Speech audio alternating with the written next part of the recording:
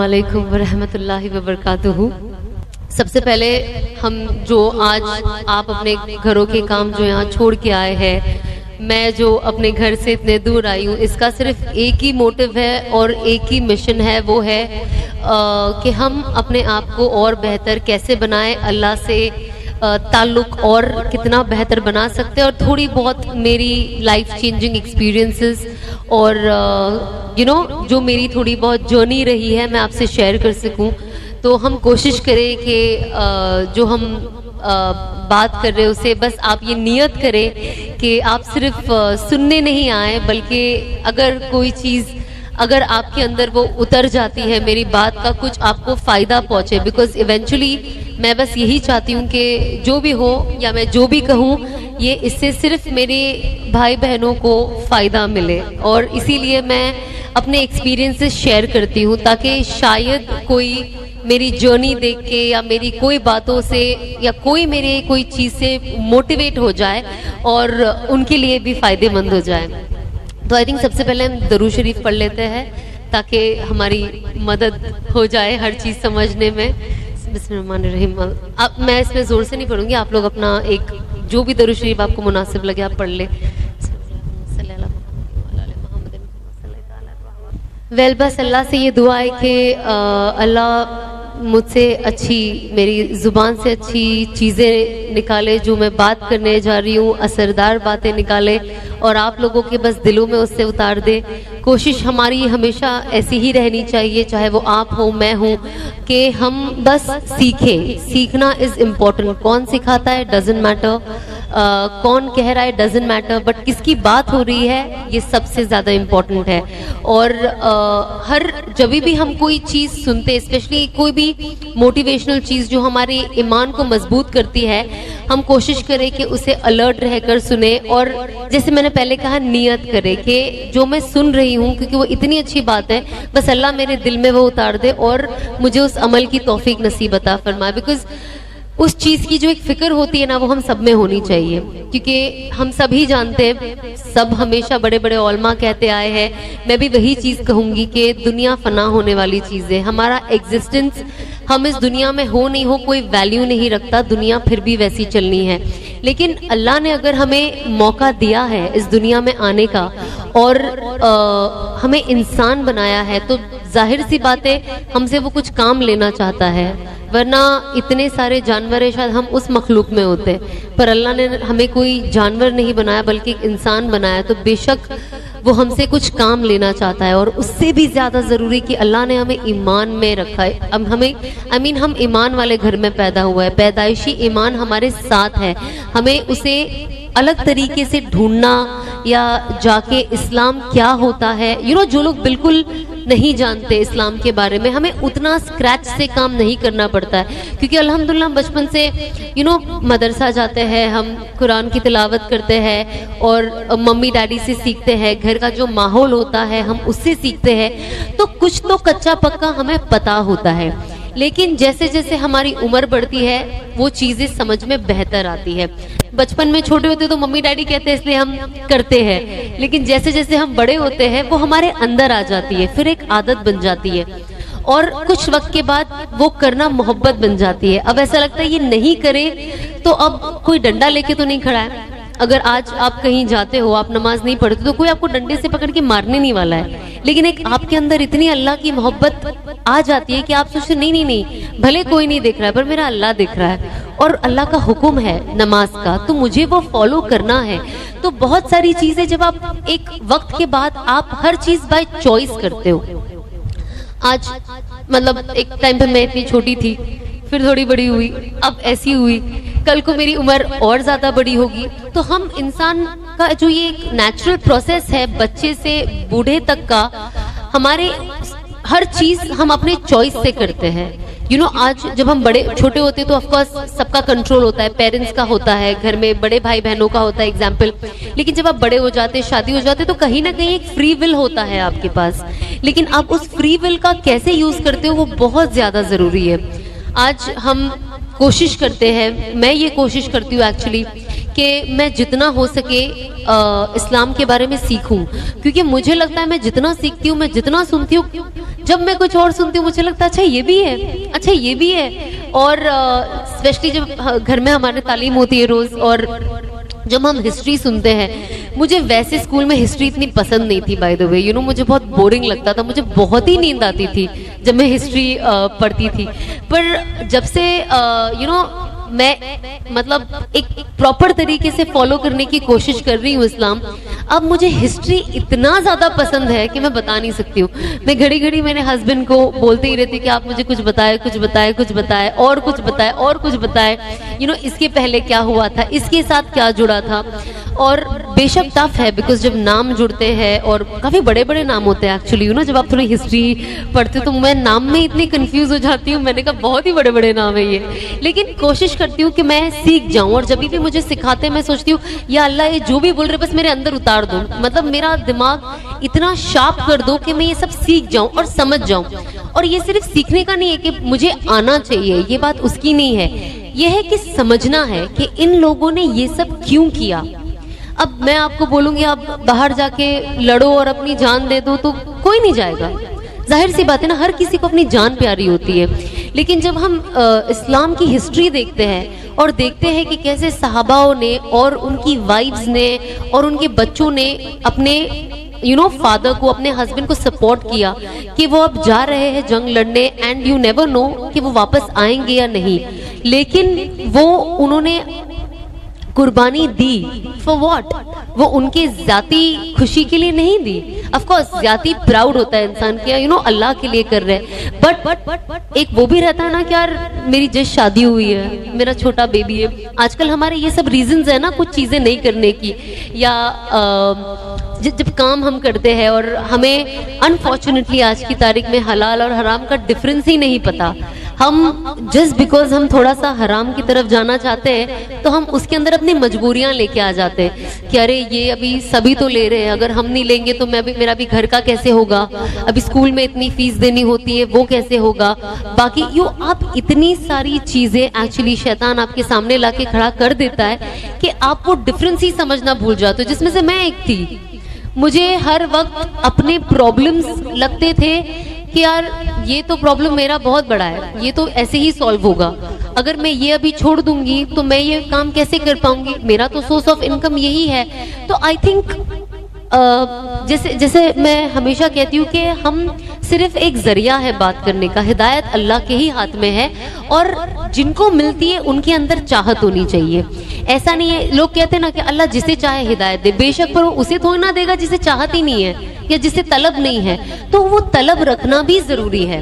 क्योंकि जब मेरी बात हुई और लोग आके कहते थे, लोग कहते थे नहीं नहीं अल्लाह ने आपको चुन लिया है, अल्लाह ने आपको चुन लिया है और ये अल्लाह ने आपको हिदायत दिया है। बेशक अल्लाह ने हिदायत दिया है, लेकिन अंदर एक चाहत भी तो चाहिए ना। अगर आज आपके अंदर कोई चाहत नहीं है तो सामने वाला आपको वो चीज क्यों देगा, क्योंकि आप उसकी वैल्यू नहीं कर पाओगे। फिर तो अल्लाह भी आपको तब देता है जब आप उसकी वैल्यू कर सको। तो हमें कोशिश करनी चाहिए कि अब हमारे पास ये इतना इम्पोर्टेंट चीज हमारे हाथ में है, वो है हमारा ईमान। अब हम उसको और वैल्यूएबल कैसे बनाएं, और जाहिर सी बात है उसको वैल्यूएबल आप अपने नेचर से, अपने अखलाक से, आप लोगों के साथ कैसे बिहेव करते हो, उससे आप सिचुएशंस को कैसे हैंडल करते हो। अब सिचुएशन में अगर आपको कोई चॉइस करना पड़े, आप वो चॉइस कैसे लेते हो, सही लेते हो, गलत लेते हो, कंफ्यूज हो जाते हो। कंफ्यूज होना कोई गलत बात नहीं है, दिल में वसवसा आना भी कोई गलत बात नहीं, क्योंकि वो तो शैतान का दाव है ना। बट इवेंचुअली आप क्या करते हो वो आपके ऊपर डिपेंड करता है।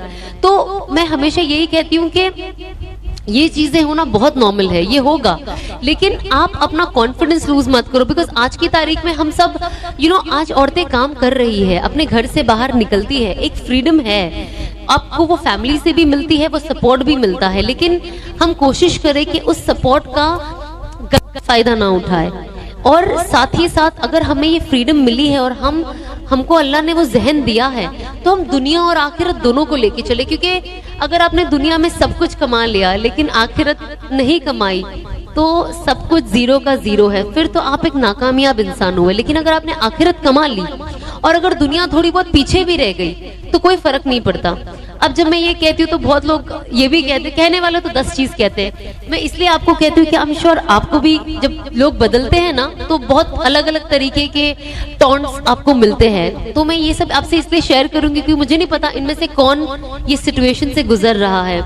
जब हम चेंज होने जा रहे थे और हम जब चेंजेस लाए अपनी जिंदगी में, और ऑफ कोर्स जब मैं अपनी एक्सपीरियंसेस की बातें करने लगी, काफी लोग ये भी कहते हैं अच्छा इन्होंने तो सब कर करा लिया है ना, सब एंजॉय कर लिया है, सब कर लिया है, अब ये हमें सिखाएंगे कि ये मत करो, मतलब हम सैक्रिफाइस करें, इन्होंने एंजॉय कर लिया है। तो अगर आपको ये लगता है कि इंजॉयमेंट है और इसमें इतनी खुशी है, तो मैं इतनी खुशी और एंजॉयमेंट छोड़ के आऊंगी क्यों? ये भी तो सोचने वाली बात है ना कि अगर लोग ये कहते हैं कि आपने तो अपनी जिंदगी एंजॉय कर ली, तो भैया हमारी जिंदगी तो अभी बाकी है। एक असबाबी तौर से अगर आप देखो तो इंसान एक 70-80 साल तक तो 90 साल तक भी आजकल जी लेते हैं ना, तो जिंदगी तो बाकी है। बाकी तो मौत और हयात अल्लाह के हाथ में। आप कोई पैदा होते हुए भी कुछ साल में, कुछ मिनटों में चले जाओगे, या आप 100 साल 110 साल के भी लोग, मेरे नाना 104 साल के थे जब उनका इंतकाल हुआ, तो आप इतनी लंबी उम्र भी जी सकते हो। लेकिन एक इंसान सोचता है ना कि अगर ये जिंदगी इतनी खुशगवार होती और इसके अंदर सब कुछ होता, तो मैं ही नहीं, मेरे जैसे और बहुत लोग हैं, वो ये सब छोड़ के क्यों भागते? किसको ये सब चीजें सैक्रिफाइस करनी है? अच्छी दौलत, शोहरत, फ्री स्पॉन्सर्ड लाइफ, फ्री कपड़े, फ्री ट्रैवल, फ्री होटल, ये सब छोड़ के किसको अपने जेब से खर्चा करना है? कोई बेवकूफी होगा ना। अगर आज मैं बोलूंगी मैं आपको सब करके दूंगी, आप बोलोगे नहीं नहीं नहीं मैं अपना दूंगी, तो ये तो बेवकूफी हुआ ना कोई इंसान। तो इसका मोरल ऑफ द स्टोरी अगर आप सही तरीके से समझो तो ये है कि यहाँ पे कुछ है नहीं।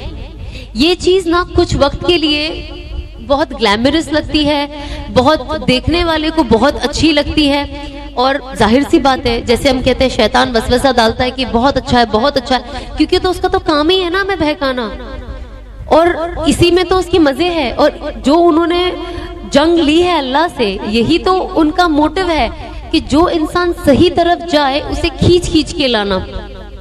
मैं आपको बताती हूँ 2018 में मैंने ये उस वक्त से मेरे दिमाग में चल रहा, बहुत पहले से दिमाग में चल रहा था, थोड़ा थोड़ा मेरे दिमाग में आता था, लेकिन 2018 में मुझे ऐसा था कि I think I am done, मुझे इंडस्ट्री में नहीं रहना, मुझे एक्टिंग नहीं करनी, मुझे जैसे मैं दिख रही हूँ और मैं पोर्ट्रे कर रही हूँ अपने आप को, ये मैं हूँ नहीं, लेकिन और मुझे खुशी भी नहीं मिलती है।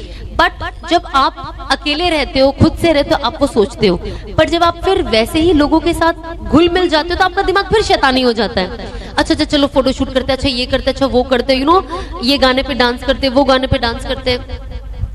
तो ये सारी चीजें होने लगी एंड आई वाज लाइक कुछ तो है which is not keeping me happy, and I was like मुझे तो ये चेंज करना है। एंड यू वोंट बिलीव 2018 में मेरी अनस से मुलाकात हुई थी मक्का में, and it was only for 5 minutes.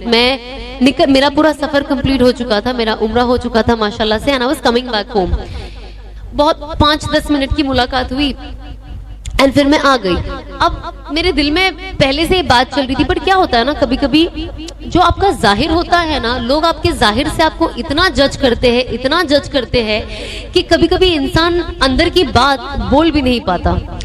क्योंकि मैं एक एक्ट्रेस थी और मैं ग्लैमर फील्ड में थी, तो ये कहना कि मुझे पता है ये हराम है और मुझे ये छोड़ना है, पर मैं छोड़ नहीं पा रही, मुझे मोटिवेशन नहीं मिल रहा है, और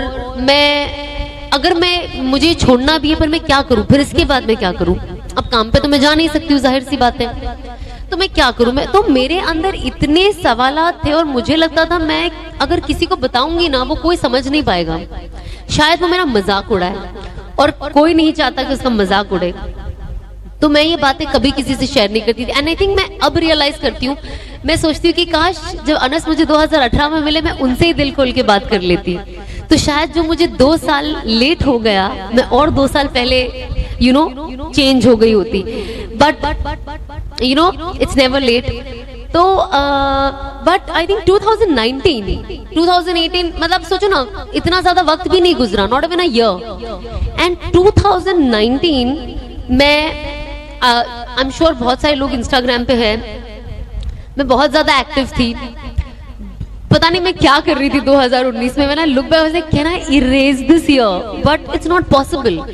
इसीलिए इससे हमें रियलाइज होता है कि हम इस दुनिया में जो है ना, जब हम कब्र में जाएंगे और हमारी जो गलतियां हम करेंगे हम इरेज नहीं कर पाएंगे, even if we want to.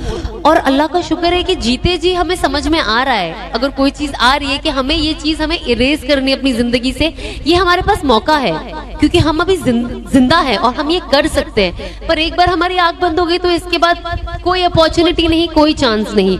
तो मैंने 2019 में मैं बहुत एक्टिव हो गई और काफी कुछ कर रही थी. बट यू वोंट बिलीव, मैं इतनी एक्टिव और इतना ज्यादा काम 2019 में कर रही थी, और 2019 में ही मैं इतनी सैड हो गई थी, अंदर से इतनी सैड हो गई थी. And also of course 2020 I have spoken very openly कि मैं डिप्रेशन से सफर कर रही थी, एंजाइटी थी मुझे, आई वाज सुसाइडल, मतलब ये सब कुछ एक साथ थॉट आ रहा था. एंड अनस से थोड़ी बहुत तो मेरी बात होते रहती थी, कोई भी मुझे इस्लामिक नॉलेज चाहिए होती थी तो मैं अनस से कॉल करके पूछ लेती थी कि मैं क्या करूं. बट 2020 आई डिसाइडेड कि पता नहीं क्या हुआ, मेरे अंदर से एक आवाज आई कि अगर मुझे कोई ठीक कर सकता है तो वो सिर्फ अनस है. मैं थोड़ी छोटी हूँ ना हाइट में, ओके सुनाई दे. हाँ, तो मुझे ऐसा लगा कि अगर कोई मुझे ठीक कर सकता है ना तो वो सिर्फ अनस है. आई don't know why, out of so many people I know, इतने मेरे जान पहचान वाले हैं और जिगरी दोस्त यार है, पर पता नहीं क्यों मेरे दिल ने सिर्फ और सिर्फ अनस का नाम लिया. जबकि हमारा तभी ऐसा कुछ था भी नहीं कि हमें शादी करनी है या निकाह का कुछ था. बट आई थिंक ये मुकद्दर था कि हमें एक साथ जुड़ना था और अल्लाह को हमें जुड़ाना था और जिंदगी बदलनी थी. तो मैं उनको बस, I still remember, I think it was 1 और 2 फेब, मैंने उनको फोन किया और मैं बहुत रोई. मैं इतना रोई कि मुझे पता ही नहीं मैंने उनसे वो पहले दिन बात क्या की. And I just told him I am not well and मुझे कोई डॉक्टर के पास जाना नहीं है, क्योंकि आप डिप्रेशन के लिए जाते हो, लोग आपको दिमागी मरीज बना देते हैं. इंडिया में तो थोड़ा मसला है, अगर आपको थोड़ा सा डिप्रेशन हो जाता है आप डॉक्टर के पास जाओ तो आपको दिमागी प्रॉब्लम है, ये बहुत बातें चलने लग जाती है. तो मैं खुद भी डर गई. तो आई वाज लाइक मुझे नहीं जाना है, मैं थोड़ा आराम से लेती हूँ. वही वक्त था जब मैं ऑफ कोर्स ये भी मैंने बहुत खुल के कहा, इसलिए मैं अभी कहती हूँ कि I was on sleeping pills. मैं रोज नींद की गोली खाती थी सोने के लिए, और मैं मुश्किल से 2 घंटा भी नहीं सो पाती थी. जो गोली आपको 8 घंटा सुलाती है, मेरे लिए 2 घंटा सोना भी बहुत मुश्किल था. और वो 2 घंटा भी मैं इतना घबरा जाती थी और मुझे लगता था बस मुझे उठना है. तो 2019 में जब रमजान आया, उस वक्त ऐसा हुआ कि मैं रोज सोती थी और मैं घबरा कर उठ जाती थी, और मैं मुस्तकिल 10-15 दिन आई थिंक एक ही सपना देखती थी, एक ही चीज, और वो ये होता था कि मैं कब्र में हूं और बहुत आग का अंगारा निकल रहा है और मैं मदद के लिए पुकार रही हूँ किसी को. तो मैं बहुत डर गई. ऑब्वियसली जाहिर सी बात है, कोई भी डर जाएगा अगर वो एक ही सपना रेगुलरली देखता जाएगा. फिर वो रुक गया कुछ टाइम, और ऑब्वियसली रमजान में आपका कॉन्शियस थोड़ा ज्यादा ही अलर्ट रहता है. तो मैं बहुत एक अलग ही जोन में थी.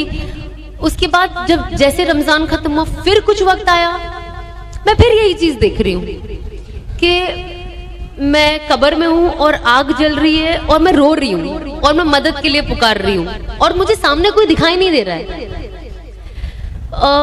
आप यकीन नहीं मानोगे, ये बहुत मुझे इसलिए कहने भी बहुत अजीब लगता है कुछ चीजें शेयर करने, बिकॉज कभी कभी कुछ अल्लाह की तरफ से गैप का निजाम होता है जब आपकी लाइफ में कुछ चेंज होना होता है.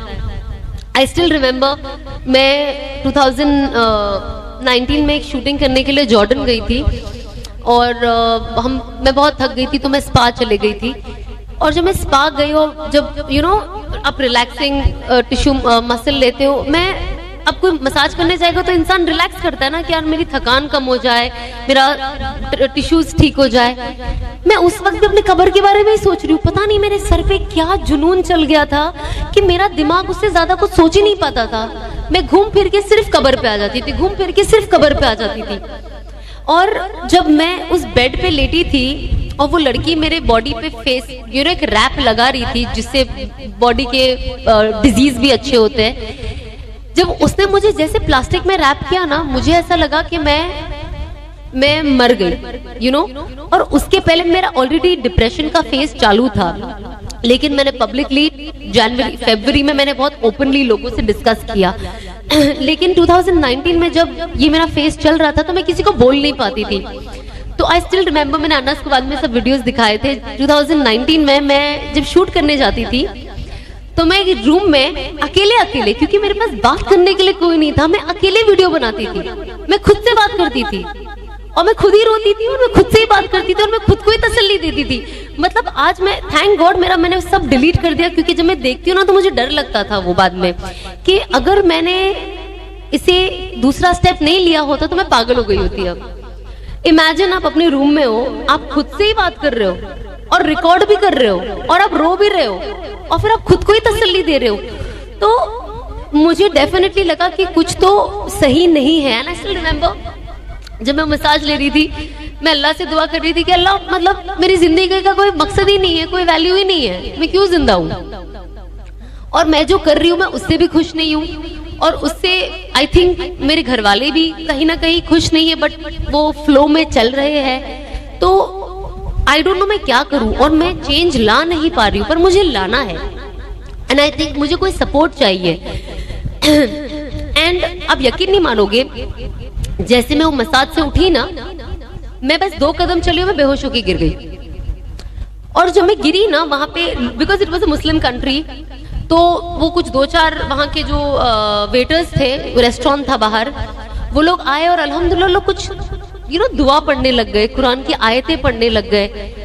एंड उस टाइम मेरे दिमाग में भी ये चीज आ रही कि अल्लाह, मतलब आपने मेरी दुआ बहुत ज्यादा जल्दी सुन ली है। मतलब आई नो मैंने आपसे मांगा है, बट मुझे अभी नहीं मरना है, मुझे एटलीस्ट मेरे घर चले जाने दो, एटलीस्ट मैं अपने माँ बाप के साथ रहूँ। ये होता ना दिमाग में ख्याल, I am sure, I don't know, पर आता है कि you don't want to lose your life in an alien place. आप चाहते हो आपके घर वाले हो। एंड मैं वापस आई एंड आई वाज लाइक कुछ तो अब इसके बारे में करना पड़ेगा, बिकॉज इंस्टाग्राम में मैं चीजें वीडियो बनाती हूँ, पोस्ट करती हूँ, पर अंदर ही अंदर लगता है कि यार ये मैं नहीं हूँ। लेकिन जो लोग मुझे देख रहे हैं वो समझ रहे ये मैं हूँ, लेकिन असल में तो ये मैं हुई नहीं, क्योंकि मैं एक एक्टर हूं, मैं ये कर रही हूँ, बट मेरे अंदर अल्हम्दुलिल्लाह अल्लाह ने वो अवेयरनेस क्रिएट कर दी है कि मैं जो कर रही हूँ वो गलत है। एंड आई थिंक ये उन चीजों की शुरुआत थी कि सबसे पहले कहते हैं ना, आप अगर कोई चीज से तौबा करना चाहते हैं तो सबसे पहले कि आप वो गुनाह समझे। अगर आप गुनाह को गुनाह ही नहीं समझ रहे तो आप तौबा किस लिए कर रहे हो। तो सबसे पहले मैंने ये चीज सीखा कि आप ये एक्सेप्ट करें कि ये गलत है, और अगर दुनिया के तमाम लोग भी मिलके गलत को सही कहेंगे तो वो सही नहीं होगा। कुछ साल पहले ये मेरा कॉन्फिडेंस पता है कहाँ से टूटा? I don't know if youngsters can relate to me. जब जो मैं काम करती थी तो मेरे एक मुस्लिम फ्रेंड थे और ऑफ कोर्स नॉन मुस्लिम, सभी मिक्स फ्रेंड ग्रुप होता है। तो मैंने कहा अब मैं इनको तो डिस्कस नहीं कर पाऊंगी, तो मैंने मेरे एक मुस्लिम जो दोस्त है, मेरा भाई जैसा है वो, तो मैंने उनको बोला कि यार जो भी है, जो मैं कर रही हूँ ना, भले सक्सेस नाम हो रहा है जो भी, पर मैंने कहा यार ये हराम की कमाई है, मुझे नहीं पता कि मैं इससे बाहर कैसे हूँ, मेरी हराम की कमाई को मैं हलाल कैसे करूँ। एंड आई रिमेम्बर मेरे दोस्त ने मुझे बोला था कि ऐसा नहीं होता है, तुम तो कितनी मेहनत कर रही हो, और आई एम श्योर ये बहुत, आई डोंट नो, पर ये बहुत लोगों के साथ होता है, ट्रस्ट मी। और ये एंटरटेनमेंट से रिलेटेड नहीं है, जरूरी नहीं कि आप एक्टिंग करो, आप जिंदगी में कुछ भी काम में आपका इनकम में हेरा फेरी हो सकती है। सो उन्होंने मुझे कहा कि यार आप तो लेकिन कितनी मेहनत करके कमा रही हो, ऐसा तो है और आप कुछ गलत नहीं कर रही हो। मैं समझ गई, मैंने कहा उससे बात नहीं करनी है मुझे, क्योंकि ये मुझे और हराम 10 टाइम्स इंटू 10 टाइम्स हो जाएगा मेरा। मैंने कहा मुझे सजेशन नहीं लेनी। तो मैं समझ गई कि उस वक्त से मेरा मोटिवेशन एक्चुअली डिस्कस करने का टूट गया, क्योंकि अगर मैं इसको बोल रही हूँ मैं हराम कर रही हूँ तो सामने वाले को बोलना चाहिए ना, हाँ भाई कर रही है छोड़ दे, तो ये मुझे और मोटिवेट कर रहा है कि ऐसे तो नहीं, तुम तो मेहनत करी। मैंने कहा ये तो मुझे जहन्नुम में फेंकेगा, इससे बात नहीं करनी है मुझे। तो मैंने अपने आप से फिर मैंने ना, बिकॉज आई हैड नोबडी, मैं आई स्टार्टेड वॉचिंग वीडियोज। मैं बड़े बड़े ओलमा के वीडियोज देखने लग गई। तारिक जमील साहब के वीडियोज मैं बहुत देखती थी, बहुत सुनती थी उनको। मैंने कहा मैं अब पर्सनली पढ़ना और सीखना शुरू करूंगी। And I think that's when बहुत सारी चीजें मेरे लाइफ में आने लगी। जैसे सबसे पहले तो अल्हम्दुलिल्लाह जब मेरा पहला उम्रा 2013 में हुआ, तो मैं माशाल्लाह से 5 उम्रा मैंने किया है अभी तक। एंड जब मैं पहले उम्रा में वहां गई ना, और जब मैं वापस आई, सबसे पहली तब्दीली मेरी जिंदगी में ये आई कि मैंने 5 वक्त की नमाज पढ़ना शुरू कर दी। नॉट ऑन टाइम बट पढ़ती थी। चेंजेस, हर चीज ग्रेजुअली आती है। एंड कभी कभी ऐसा लगता है क्यों आती है इसको, सब फटाफट आ जाना चाहिए, अब ऐसा लगता है। बट उस वक्त because I was also working and in a profession जो एथिकल प्रोफेशन नहीं है, तो मैं 5 वक्त की नमाज एटलीस्ट पढ़ना शुरू कर दी। भले कज़ा हो जाती थी कभी, कभी शुरुआत में कुछ मिस हो जाती थी, लेकिन मैं पढ़ लेती थी। उसके बाद मुझे ऑफ कोर्स कुरान शरीफ पढ़ने में और इंटरेस्ट आने लग गया। ऐसा नहीं था मैं पूरा दिन लेके बैठ के पढ़ते रहती थी, बट मैं पढ़ती थी।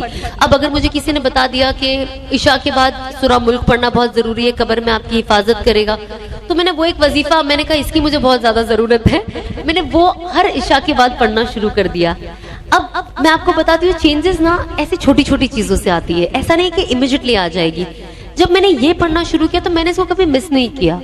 उसके बाद मैंने किसी से सुना कि सूरा वाक़िया पढ़ना चाहिए मगरिब के बाद, तो बहुत अच्छा है, इससे बहुत फायदे। फिर मैंने सूरा वाक़िया पढ़ना शुरू कर दिया।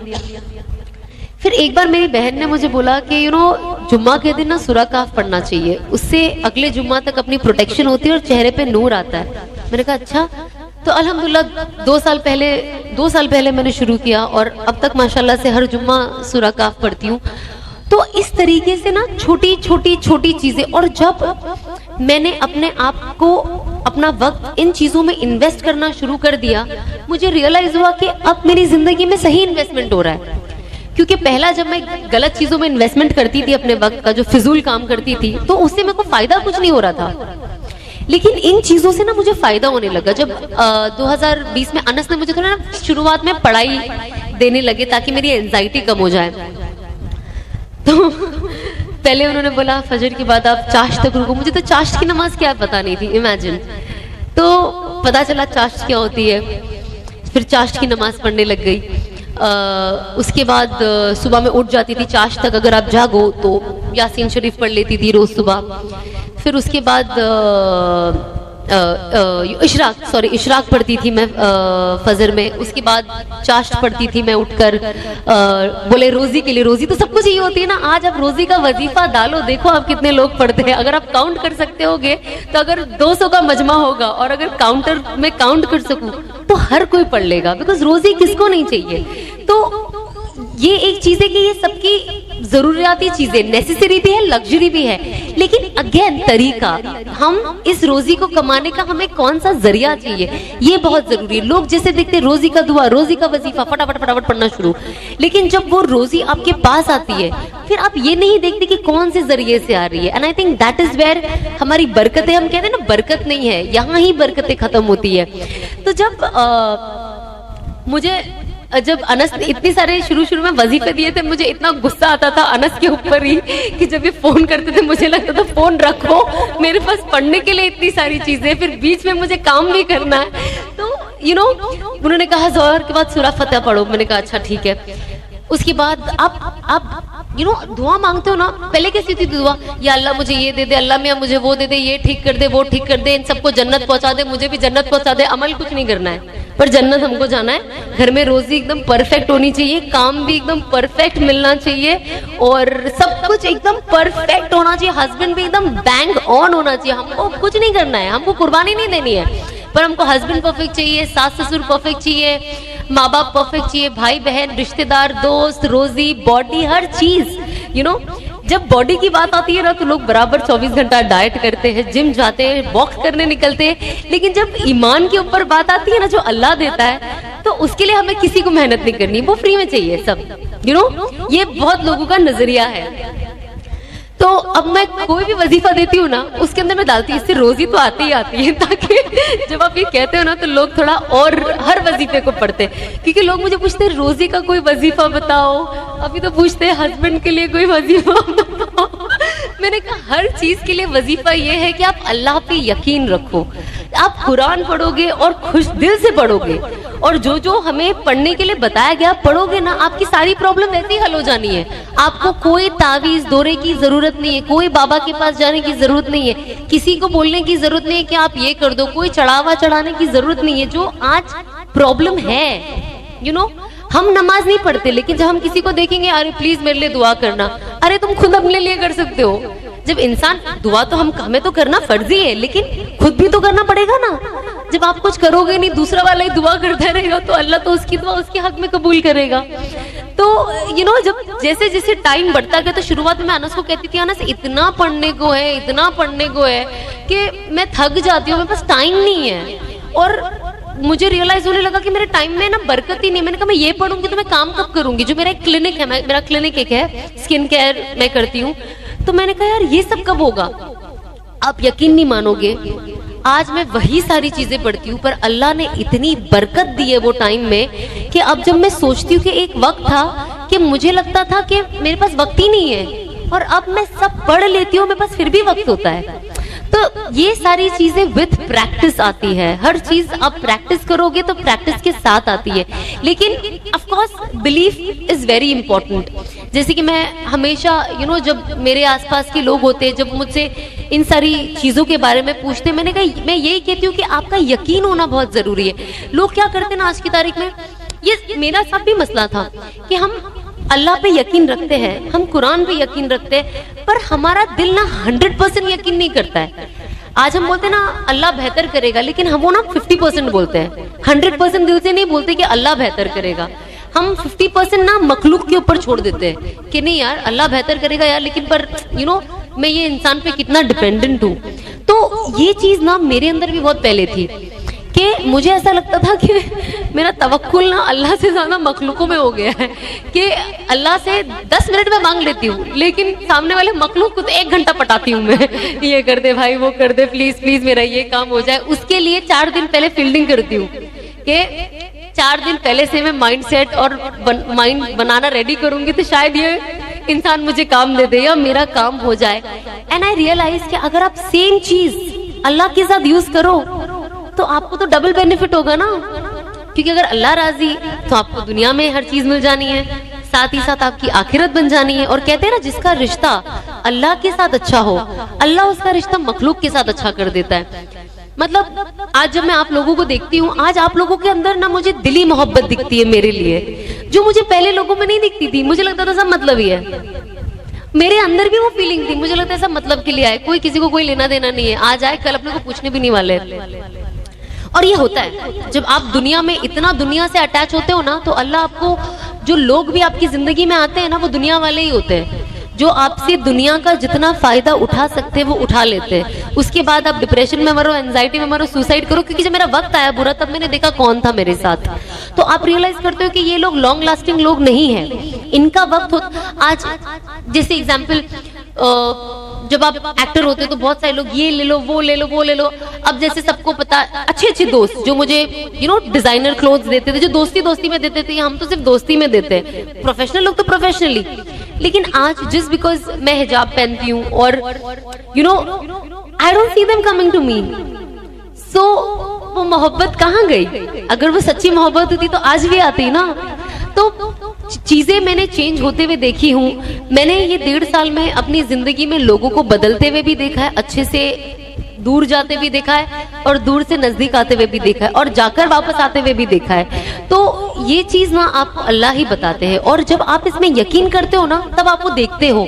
तो आज मैं बहुत चीजें अपनी जिंदगी में ऐसी एक्सपीरियंस करती हूँ जो मैंने पहले कभी नहीं की थी। मैं अनस को वही बोलती हूँ कि जब आज मैं बाहर जाती हूँ, लोगों से मिलती हूँ ना, मेरे अंदर उनके लिए मोहब्बत होती है जो पहले नहीं थी। ऐसा लगता था हाँ फैंस है, आ गए, फोटो खींच लिया। मैंने कहा फिर ये अपने घर में अपने घर, यू नो ये लोग क्या मेरे बारे में सोचेंगे, एक फोटो ले लेंगे, मैटर खत्म। लेकिन अब मेरी सोच भी बदल गई है। तो मुझे ये रियलाइज हुआ कि जब इंसान अल्लाह के करीब आता है तो अल्लाह उसका भी दिमाग कैसे बदलता है। मतलब सामने वाले के तो दिल में मोहब्बत डालता ही डालता है, लेकिन एज खुद मैं भी चीजें कितनी, जो पहले मुझे लगता था मैं ही मैं, मेरा सक्सेस, मेरा पैसा, मेरा बिजनेस, मैं क्यों ये, आज हमें लोगों की परवाह है। हमें लगता है कि हम क्या करें जिससे हम लोगों को फायदा दे सके। इसलिए मैंने जब मेरा पहला तौबा के बाद पहला वीडियो बनाया था, उखरिजत लिन्नास पे बनाया था। वो कुरान की आयत कहती है ना, उखरिजत लिन्नास तहमरूना बिल मारूफ व तनहौना अनिल मुनकर। उसका कहने का यही मतलब है कि हमने आपको बनाया है इंसान की बेहतरी के लिए, और आप जाके लोगों को बताएं कि अल्लाह क्या पसंद करता है, और जाके ये भी बताएं कि अल्लाह क्या नापसंद करता है। और जब आप हुजूर पाक सल्लल्लाहु अलैहि वसल्लम की रास्ते को फॉलो करोगे, उनकी लाइफस्टाइल को फॉलो करोगे, उसमें आपकी 100% कामयाबी है। कुरान कहता है ना कि अगर आप प्रॉपर शरीयत और नबी पाक की सुन्नतों को फॉलो करोगे, उसमें आपकी 100% कामयाबी है, और गैरों की कॉपी में 100% नाकामी है। तो हमें कोशिश करना चाहिए कि जो चीज कहती है हम तो वो देखते भी है ना, तो हमें तो कामयाबी की तरफ जाना है। और ईमान वालों की सबसे बड़ी, कहते हैं ना, सबसे मजबूत चीज क्या है कि हम आखिरत में यकीन करते हैं। हम नहीं यकीन करते पिछले जन्म में हम राजा थे, आगे के जन्म में हम सिपाही बनेंगे, उसके आगे के जन्म में हम चोर बने। हम ये बिलीव नहीं करते हैं, हम आखिरत में बिलीव करते हैं। तो अगर हम आखिरत में बिलीव करते हैं तो आखिरत पे काम क्यों नहीं करते। एक तरफ हम हर चीज पे बिलीव करते, कुरान पे बिलीव करते, हदीसों में बिलीव करते, जो कहा गया हर चीज पे बिलीव करते। हमने जो चीजें नहीं देखी है, सिर्फ पढ़ी है, हम उस पे भी बिलीव करते हैं। लेकिन जब वही चीज लाइफ में इम्प्लीमेंट करने की बात आती है तो हम उससे पीछे हट जाते हैं। हमें लगता है देखेंगे, आगे जाके करेंगे। जब मेरी दोस्तों से बात होती थी, बहुत यंगस्टर्स है जो अल्हम्दुलिल्लाह अल्लाह ने नवाजा है उन्हें, मैं उन्हें यही कहती थी आप उम्रा करो ना, क्यों नहीं करते हो, बाद में करेंगे। हज कर लो, क्यों नहीं कर रहे हो, क्योंकि मैं तो चाहती थी मेरा हज फर्ज हो, यू नो। और मेरे घर में मेरे डैड बाहर थे और उस वक्त हो नहीं पाया, बट जब जो लोग जा पाते थे ना, बस लाइक यार क्यों नहीं जाते हो, आप जाओ।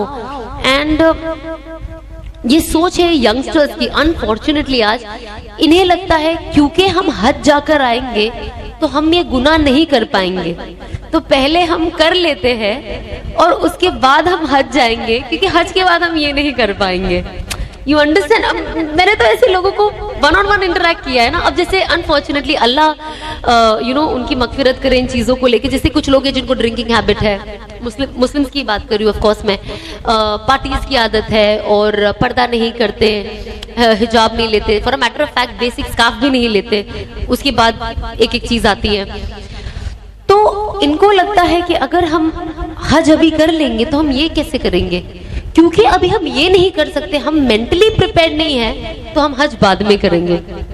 But you never know, guarantee कौन देता है कि आप वहां तक बचोगे कि नहीं। ये एग्जाम्पल ना मैंने अपने फैमिली में देखा है, अपने आंखों से। जब मेरी फैमिली में एक मेंबर है, ऑफ कोर्स रिश्ता नहीं बताना चाहूंगी, जब बहुत टाइम पहले ना उन्हें उम्रा के लिए एक मौका मिला था, बट अनफॉर्चुनेटली वो उस वक्त जा नहीं पाए, तो उन्होंने बोला मैं बाद में कर लूंगी। अब उन्होंने जो भी नजरिए से बोला होगा, मैं तो तभी सामने नहीं थी, अच्छी नीयत से भी बोला होगा, कोई और भी प्रॉब्लम हो सकती है, तो उन्होंने कहा मैं बाद में जाऊंगी। फिर जब मौका आया हज का, तो मेरे साथ उनके और भी जो उनके बेटे और सब जो उनके आगे की नस्ल थी, उन्होंने उम्रा कर लिया। इनके पास पासपोर्ट नहीं था, ओके, तो बहुत जद्दोजहद करके इनका पासपोर्ट बनाया कि बस ये साल तो अल्लाह इनको ले। और माशाल्लाह से हटते खट्टे चलते फिरते, कोई प्रॉब्लम नहीं, उम्र भी ज्यादा थी लेकिन बहुत फिट थे। एंड बहुत मुसीबत के साथ उनका पासपोर्ट बना। जैसे पासपोर्ट है मेरे पास आज भी उनका फोटो, उन्होंने पासपोर्ट ऐसा पकड़ा है कि वो इतने खुश थे। एंड कुछ 15-20 दिन के बाद, आई थिंक 20 दिन के बाद ही हमारा उम्रा की टिकट्स भी आ गई थी। तो जब वो टिकट्स आ गई थी ना, बुकिंग सब हो गई, एंड अचानक से ना उनकी तबीयत खराब हो गई, अचानक से, आउट ऑफ नोवेयर। और ऐसी हुई कि उनको पैर में तकलीफ हो गई, वो चल नहीं पा रहे थे, बिल्कुल भी नहीं, अचानक से। मतलब मैं आज भी सोचती हूँ ना, मेरे रोंगटे खड़े हो जाते कि वो ऐसे खड़े हो भी नहीं पा रहे थे। जो इंसान ऊपर नीचे चलना फिरना कर ले, वो ऐसे खड़े नहीं हो पा रहे थे। फिर उन्हें नज़दीकी एक हॉस्पिटल में एडमिट किया गया। 10-15 दिन उनका वाइट ब्लड सेल्स जो प्लेटलेट्स होता है वो कम हो गया, उन्हें चढ़ाया गया, सब हुआ। एंड देन मैंने डॉक्टर को पूछा, मैंने कहा मैं इनको लेकर चले जाऊं उम्रा पे, मैंने कहा मैं व्हील चेयर पे करा लूंगी इन्हें, बट मुझे लग रहा था कि मैं उनसे ज्यादा, ऑफकोर्स वो भी डेस्परेट थे, पर मैं बहुत ज्यादा डेस्परेट थी। मैं चाहती थी कि मैं इनको उम्रा लेकर ही जाऊं इस साल। तो मैंने बोला फिक्र ना करें, इंशाल्लाह हो जाएगा इंशाल्लाह। बट उनका ना लूज मोशन जो होता है ना, नॉन स्टॉप निकल रहा था। डॉक्टर ने कहा आप नहीं लेके जा सकते क्योंकि इनका वाइट प्लेटलेट्स इतना गिर रहा है, तो वो कैसे करेगी, और अब उम्रा का वक्त जो टाइम होता है बहुत शदीद गर्मी होती है। तो अब वो किसी और की वालदा, लेके जाने भी डर लगे कि खुदा ना खास्ता। अब हम उम्रा उनके बिना चले गए और बस हम उम्रा से वापस आए और 10-15 दिन में उनका इंतकाल हो गया। एंड तभी आपको रियलाइज हुआ कि यू नो ये जो अपॉर्चुनिटीज होती है ना लाइफ में, इसे जाने नहीं देना चाहिए कि हम आगे करेंगे या हम बाद में चले जाएंगे। आपको जब मौका मिले आप जाओ, आप नियत करो कि आपको जाना है। क्योंकि जब मैंने वो देखा ना, मैंने सोचा कि यार जब लोग कहते हैं ना कि अल्लाह उनकी मगफिरत करे, मैं हमेशा उनके लिए दुआ करती हूँ, आप भी दुआ करें अल्लाह उनकी मगफिरत करे, लेकिन ये सारी चीजों से हमें सबक मिलता है। इससे कोई नेगेटिव बात नहीं है, पर सबक मिलता है कि वाकई अल्लाह जिसे बुलाना चाहे, पासपोर्ट हाथ में, टिकट रेडी, वीजा आ गया और सिर्फ 1 हफ्ता रह गया आपको फ्लाई करने के लिए, और अल्लाह ने आपको अल्हम्दुलिल्लाह इस 1 हफ्ते से पहले एकदम फिट रखा, एकदम फिट। एंड इमेजिन उम्रा जाने से पहले ही, तो वो जब मैं चीज सोचती हूँ तो मुझे ऐसा लगता है कि मैं कोई चीज को अपनी लाइफ में ग्रांटेड के लिए नहीं ले सकती हूँ। आप कोई भी चीज ग्रांटेड पे ना लेके, हम आज जैसे मेरी सिस्टर्स थे, जब हर साल मेरे फैमिली में से कोई ना कोई हमें ज्वाइन करता था उम्रा में, मेरे साथ आते थे, तो वो हमेशा एक चीज बोलते थे, अच्छी के लिए बोलते थे। उनका एक उम्रा होता था, तो वो कहते थे अरे तुम तो, क्योंकि हर साल मैं नए फैमिली मेंबर के साथ जाती थी, तो वो कहते थे अरे आप तो माशाल्लाह से हर साल चले ही जाते हो, अभी हम लोग पता नहीं नेक्स्ट कब आएंगे, आप तो हर साल चले ही जाते हो। एंड आई वाज थिंकिंग कि अल्लाह ने कैसा निजाम बनाया, मेरा 2018 से उम्रा जाना ही बंद हो गया। 18 में मैंने काम शुरू किया, 19 में नहीं जा पाई, 20 से लॉकडाउन, 21 भी, अब रो रहे और तड़प रहे कि अल्लाह बुला ले। तो जरूरी नहीं है कि अगर आपके पास पैसा भी हो तो आप जा पाओ, अल्लाह ऐसी सिचुएशन क्रिएट कर देता है कि सब होते हुए भी नहीं जा पाते हो आप। कितने लोग हैं जो हज नहीं जा पाते बिकॉज हज इज एक्सपेंसिव, पेमेंट, पैसा नहीं है, पर कितने लोग हैं जिनके पास बेशुमार पैसा है पर जाते ही नहीं है। मैं किसी को जानती थी जो मैं कहती थी उन्हें कि आप अपनी अम्मी को भेज दीजिए, तो कहते थे नहीं, अम्मी ने कहा कि मेरे बदले आप किसी और को भेज दीजिए जिसके पास पैसे नहीं है। मैंने कहा बेशक आप 10 को भेज दीजिए, आप पे तो फर्ज है ना, लेकिन जाना। आप सोचो, जब मैं ये कभी कभी जब लोगों को ऐसी बातें करते हुए सुनती हूँ ना, मुझे डर लगता है कि कभी कभी ऐसी बातों में शामिल होकर सुन लेने से भी मुझे गुनाह ना हो जाए कि यार मैंने ये बातें सुन के अप्रिशिएट, क्योंकि कभी कभी माहौल ऐसा होता है और आप कुछ ऐसे लोगों के साथ होते हो कि आप बोल नहीं पाते हो कि बुरा ना लग जाए, कैसे बोलूं, उम्र में बड़े हैं, औहदे में बड़े हैं, जो भी चीज है। पर कभी कभी ये सारी चीजें देख के लगता है कि अल्लाह ऐसी चीजें हमारे जुबान से कभी मत निकालना, क्योंकि ये कितनी डरावनी चीज है कि ऐसा हो सकता है।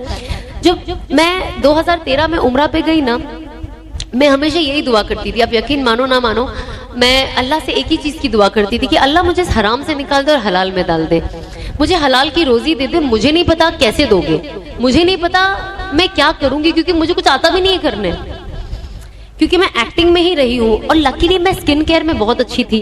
तो अल्लाह ने कैसे गैप से निजाम बनाया कि मेरा क्लिनिक ही खोल दिया। अब उस साल तो बहुत जद्दोजहद से वो क्लिनिक खुला था, तो और रमजान के टाइम पे खुला था, तो अनफॉर्चुनेटली वही मेरा पहला साल था जब मैं जाना मेरा 2018 से उस साल से नहीं जा पा रही थी। तो मैं अल्लाह से यही दुआ करती थी कि अल्लाह हलाल का जरिया बना दे, हलाल का जरिया बना दे, हलाल का जरिया बना दे और मुझे सही रास्ते पे लेके आ जा। आज जब मैं कुछ चेंजेस अपने अंदर देखती हूँ ना, तो और जब मुझे फ्लैशबैक याद आता है तो ऐसा लगता है कि वो कहते हैं ना कि अल्लाह 24 घंटा खैर मांगो, अल्लाह से अच्छा ही मांगो, अपने गुमान से भी बेहतर मांगो, क्योंकि अल्लाह पूरे दिन में कोई भी दुआ आपकी सुन सकता है।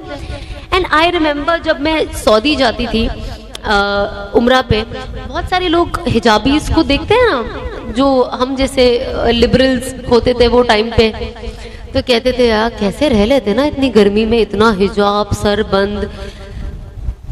वो एक लेवल है। दूसरा, हम जाते थे खाना खाने के लिए, हम देखते थे वो नकाब उठा के खाते थे, सोचते कैसे खा लेते होगे ना ये लोग, मतलब कैसे, मतलब ऐसे उठा के ऐसे कोई कैसे खा सकता है। एंड मेरे साथ जो और भी पहचान वाले, तो कुछ कुछ एक साथ आप एक ही बार जाते रहो तो बहुत पहचान वाले मिल ही जाते। एक बार ऐसे मेरे दिमाग में ख्याल आता भी था, बट कभी कभी जब मैं हिजाबियों को देखती थी ना, मैं कहती थी अल्लाह मुझे ऐसा बना दे। तो जब आज मैं अपने आप को देखती हूँ कि आज मैंने हिजाब ले लिया, तो मुझे लगता है मेरी उस दिन की दुआ कबूल हुई है, जो मैंने मक्का में अल्लाह से दिल से मांगा कि या अल्लाह मुझे भी इन जैसा बना दे।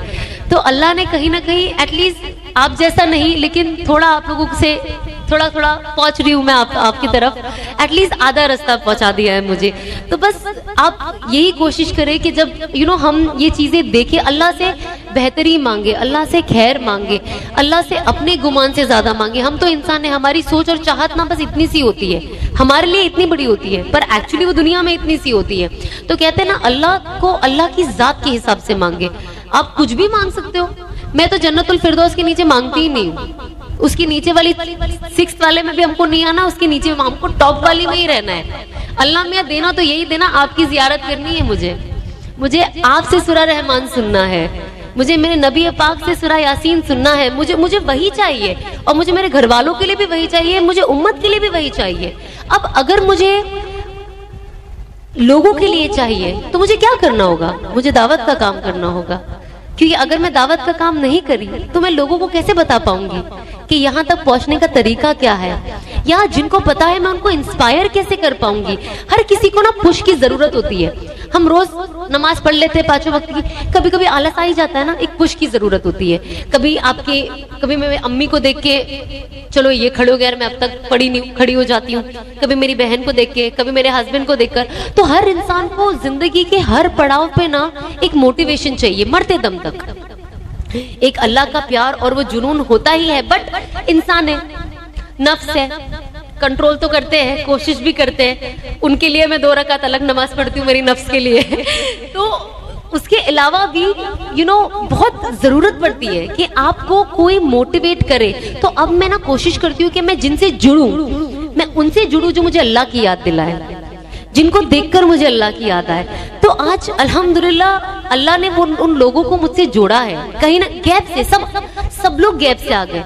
आज जैसे असफिया आपा को मैं जानती हूँ, ऑल ऑफ सडन मैं निकाह में हम मिले, एंड क्योंकि अनस की इनके हस्बैंड रजाक भाई से बहुत अच्छी पहचान है, मेरा कब इनसे ताल्लुक जुड़ गया मुझे पता ही नहीं चला, जबकि हम लोग very different people. But obviously change होने के बाद मैं एकदम ही ऐसी, मतलब मैं बहुत जल्दी घुल मिल गई हर चीज, मतलब लाइफस्टाइल में, हर चीज में। तो अल्लाह ने ऐसे लोगों को जोड़ते गए मेरे साथ, और साथ ही साथ मैं कोशिश करती हूँ कि मैं और लोगों को, जो लोग मेरे जैसे बेचारे थोड़े पीछे रह गए, मैं उनको भी अपने पास बुलाती जाऊं। और देखो, दावत देने का काम ना मोहब्बत का है, जो दावत है वो काम ही मोहब्बत है। वो आप चिल्लाकर, किसी पे जोर जबरदस्ती करके, डंडे मार के आप नहीं कर सकते हो। मैं भी घर वालों के साथ कर सकते हो, बट बाहर ये काम नहीं हो सकता। मेरे घर में तो मुझे इंस्पेक्टर ही बुलाते थे। मेरी मम्मी तो पहले ये कहती थी, जब मैं उम्रा करके नया हम आने लगे और मैं नमाज की एकदम पाबंद, एकदम फुल ऑन 5 वक्त ऑन टाइम, मुझे ऐसा लगता था वाओ, अब मैं अगर पढ़ती हूँ तो कोई 5 मिनट भी लेट नहीं होना चाहिए, मैं इतनी स्ट्रिक्ट हो गई थी।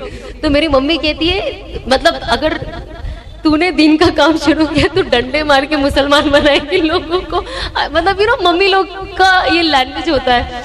एंड जब चीजें लास्ट ईयर मेरे अंदर चेंज होने लग गई ना, तो मैं बहुत, एक होता है ना जब आप जो चीज में ज्यादा घुस जाओ, जुनून हो जाता है, बहुत जुनून हो जाता है। मैं अभी थोड़ा रिलैक्स, मैं जब दावत का काम शुरू कर, ऐसे नहीं कर सकती हूँ मैं, तो घर वालों के साथ मुझे ऐसा लगता है कि क्योंकि आपके पेरेंट्स की एज आपसे बहुत ज्यादा होती है, करेक्ट। ऑफ कोर्स दिल में हमेशा एक रहता है कि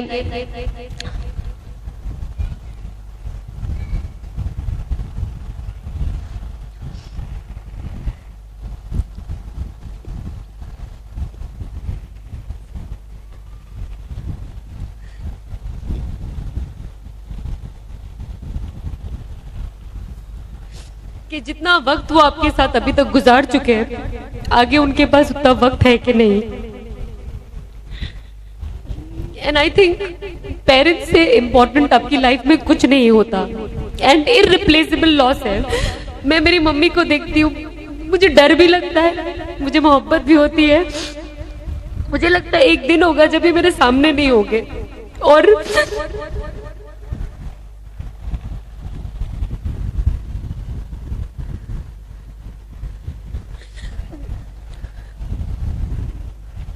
तो जाहिर सी बात है हम कोशिश करें कि हम अपने माँ बाप अब जब आपके साथ हैं तो आप उनकी इज्जत करें, उनसे प्यार करें, और जो भी उनकी डांटों को, उनकी बातों को सीरियसली ना लें, इतने सीरियसली ना लें, क्योंकि वो आपके लिए खैर ही चाहते हैं। और मुझे तभी ऐसा था कि जब मैं चीजें सब पढ़ने लग गई और सब सीखने लग गई तो मुझे पता चला कि यार मैं जो गलत करूंगी इसका असर मेरे माँ बाप को भी होगा, क्योंकि अल्लाह तो उनसे सवाल करेगा ना कि आपको मैंने इनकी माँ बना के क्यों भेजा, कि आप इनको सही रास्ता दिखा सके, लेकिन ये पूरी जिंदगी गुमराह रही, आपने क्या किया।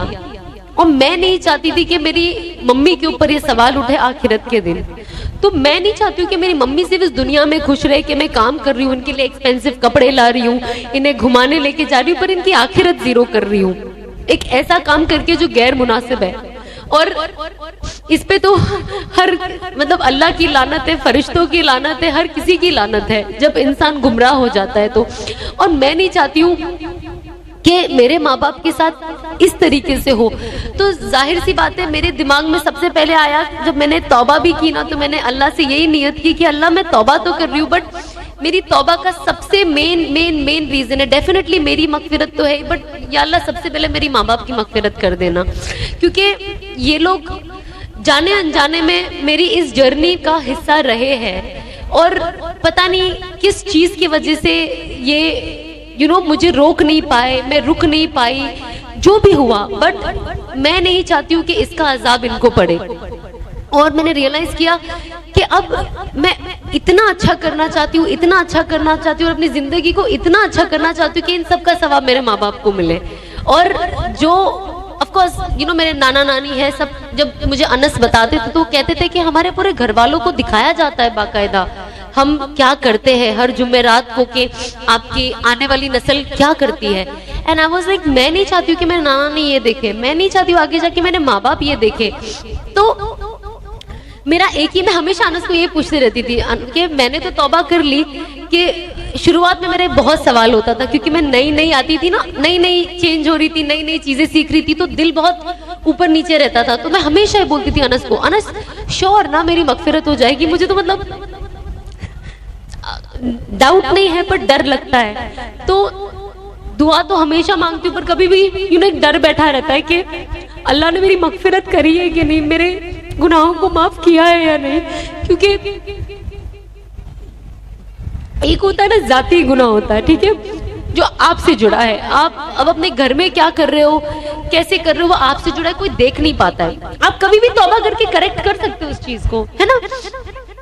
लेकिन हम अनफॉर्चुनेटली एक ऐसे प्रोफेशन में थे, कहते ना ऐलानी गुनाह, खुद तो कर ही रहे, साथ ही साथ और लोगों को अपने साथ लेकर डूब रहे। अब मुझे जब इतना मजमा फॉलो करता था, मुझे इंस्टाग्राम पे ऑलमोस्ट 42 लाख फॉलोअर्स है, फेसबुक पे 20-30 लाख फॉलोअर है, स्नैपचैट पे है, एंड आई वाज लाइक, मैं 1 करोड़ से ज्यादा लोगों को गुमराह कर रही हूँ, और इनकी नस्लें चलती रहेगी, जो इनसे देखकर इस सब का तो इनडायरेक्ट गुनाह मुझे आएगा ना। तो अब मुझे क्या करना चाहिए। एंड तब मुझे पता था कि अब मेरा काम दावत का है, और जो मैंने ऐलानी, चाहे आप, मुझे तो सच्ची कहूँ तो वर्ड बोलते हुए भी शर्म आती है, क्योंकि मैं खुद के लिए ही बोलूंगी तो मैं स्किप करूंगी, बट जो भी हम करते थे खुलेआम, एटलीस्ट मेरा ये था कि अब मैं उसी प्लेटफॉर्म को, उसी लोगों को यूज करके अपना सही चीज, उस प्लेटफॉर्म को एक सही चीज का जरिया बनाऊंगी, और दीन की दावत देने का एक जरिया बनाऊंगी। और कहते ना कि कोई चीज अगर आपको कोई गुनाह की चीज हो, अगर आपको करेक्ट करनी हो तो आपको पहले वही चीज से करेक्ट करना शुरू करना पड़ता है। तो मेरे अंदर ये 2019 से ही आ गया था कि जो मैं कोई वीडियो डालती थी, कोई ये डालती थी, मैंने कहा यार मुझे देख के 4 लोग और बना रहे, तो उस टाइम तो बहुत अच्छा होता था ना, मुझे देख के इन लोगों ने इतना टिकटॉक बनाया, वाह, मुझे देख के लोगों ने ये डांस किया, मतलब मैंने इन्फ्लुएंस किया। अब प्रोफेशन में है तो कर भी रहे, लेकिन अंदर ही अंदर लग रहा है कि यार ये इतने सारे लोग क्या कर रहे हैं, और मैं कैसे बोलूं कि यार ये मत करो, मतलब मैं तो छोड़ने ही वाली हुई है, you know I am on that verge कि मैं छोड़ने वाली हुई है, मुझे नहीं चाहिए ये, मैं बस ये अभी कर रही हूँ पर मैं छोड़ने वाली हूँ, मैं मेंटली रेडी हूँ इस चीज को छोड़ने के लिए। लेकिन आप लोग मत करो, क्योंकि सबका माइंड एक जैसा नहीं होता है। मेरा माइंड स्ट्रांग है, मैं एक बिकॉज मैं हमेशा से इंडिपेंडेंट रही हूँ, लेकिन मैं स्टबर्न नहीं रही हूँ। आजकल इंडिपेंडेंट लेडीज में या बॉयज में प्रॉब्लम क्या है, इंडिपेंडेंट है ना स्टबर्न है, मैं जो करता हूँ या करती हूँ वही सही है, मैं जो करता हूँ या करती हूँ बोलती हूँ वही सही है। ये इंडिपेंडेंस का गलत तरीका है। इंसान इंडिपेंडेंट के साथ स्मार्ट होना चाहिए। मैं इंडिपेंडेंट हूँ लेकिन मैं स्टबर्न नहीं रही, ये चीज गलत है, ये मुझे नुकसान दे रही है, मुझे बदलना है। मुझे अपने ख्याली पुलाव में नहीं रहना है कि नहीं मैं ही सही, मैं ही, मुझे कोई सिखा नहीं सकता, मुझे कोई बता नहीं सकता, मैं इससे ऊपर हूँ, मेरा एक्सपीरियंस इससे ज्यादा है। नहीं, आज मुझे कोई मेरे से छोटा बच्चा सिखा के चले जाएगा जो मुझे नहीं पता हो। तो ये एक चीज मैंने सीखी कि आपको कोई भी सिखा सकता है।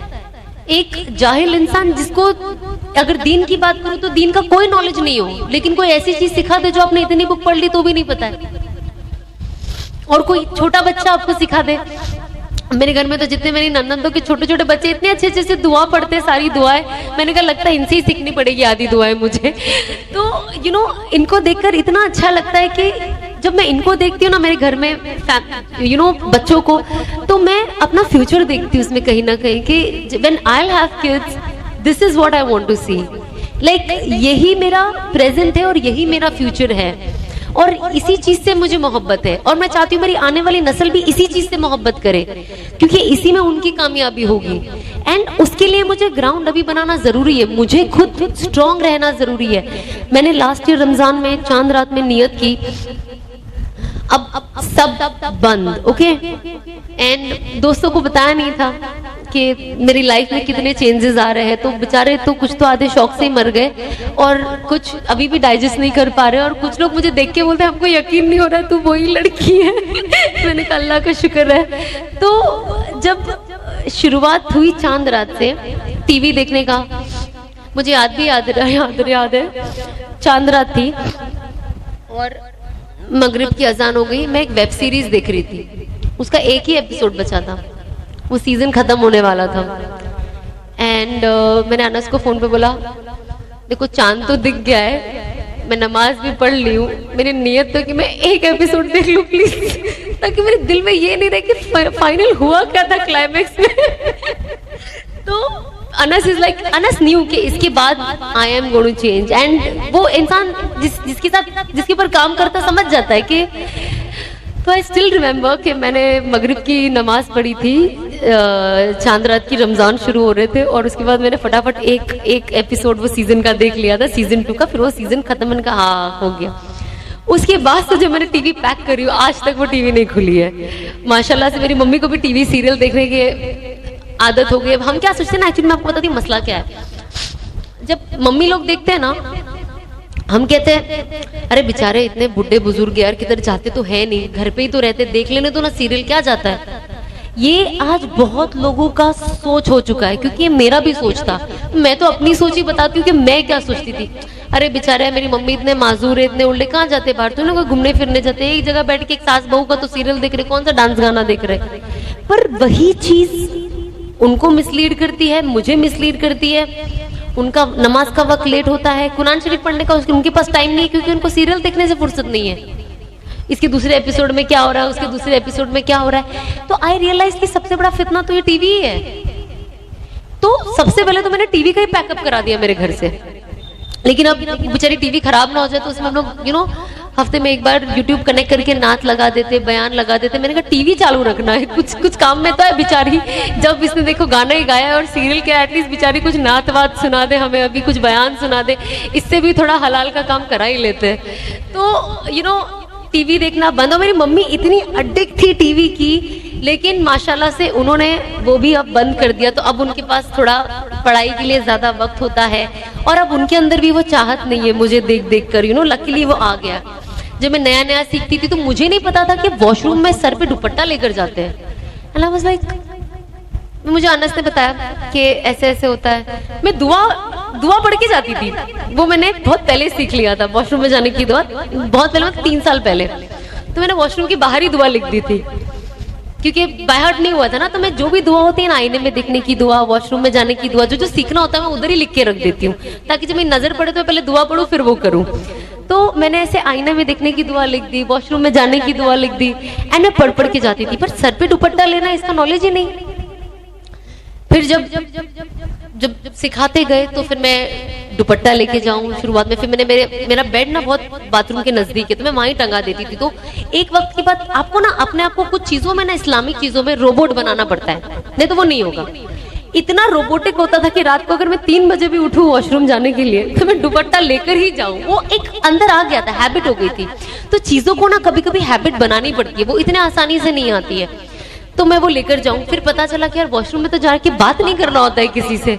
मैंने कहा अच्छा, मैं तो अंदर से आधी बात तो मैं वॉशरूम से करती हूँ।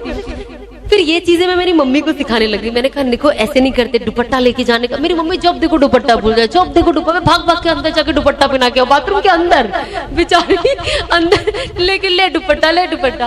फिर आदत इतने टाइम से बात करने की थी बाथरूम में, तो अब कैसे रुकेगी, टाइम लगता है ना।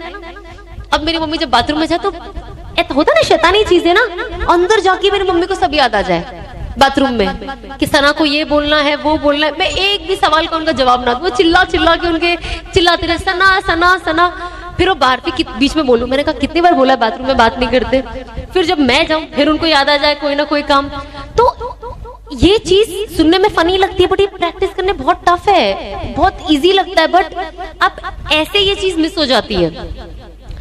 ये मसला तो फिर शॉर्ट लाइफ में हमारे हो ही गया।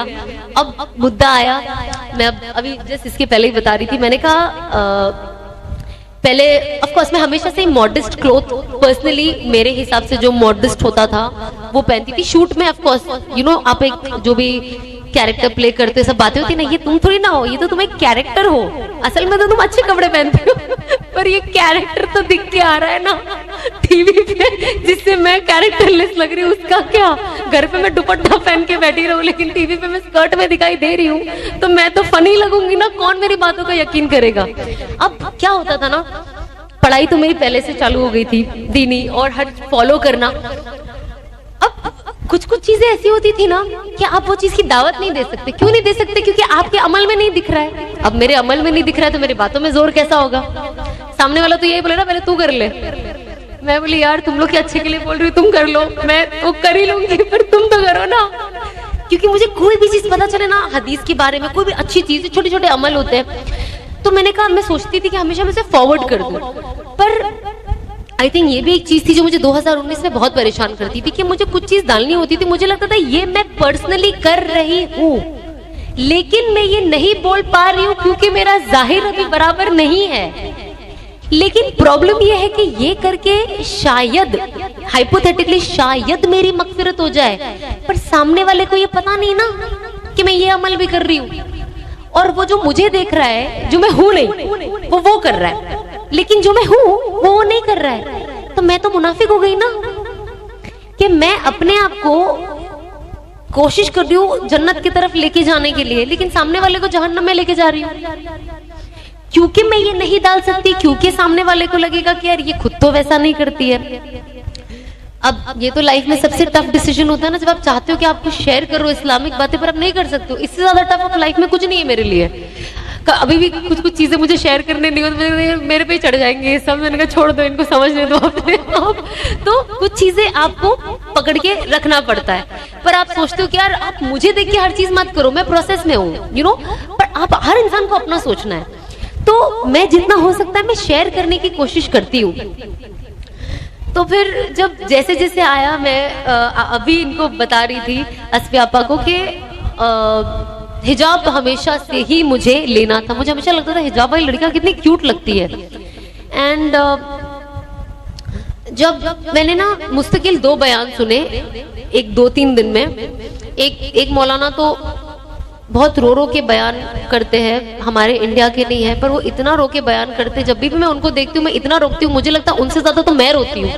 तो मैं कहती हूँ कि यार ये मौलाना का बयान है, अभी रोने के लिए बैठ जाओ, क्योंकि दिल को छू जाती थी वो बातें, यू नो, क्योंकि आप देखो चीज को देखने के लिए दो तो कोई छाती पीट पीट के भी रोएगा तो आप नहीं रोगे, लेकिन अगर आप उसका फीलिंग समझोगे और आप अपनी जिंदगी को सही रास्ते पे, तो वो आपके अंदर फीलिंग आ जाती है, वो बहुत नेचुरल है।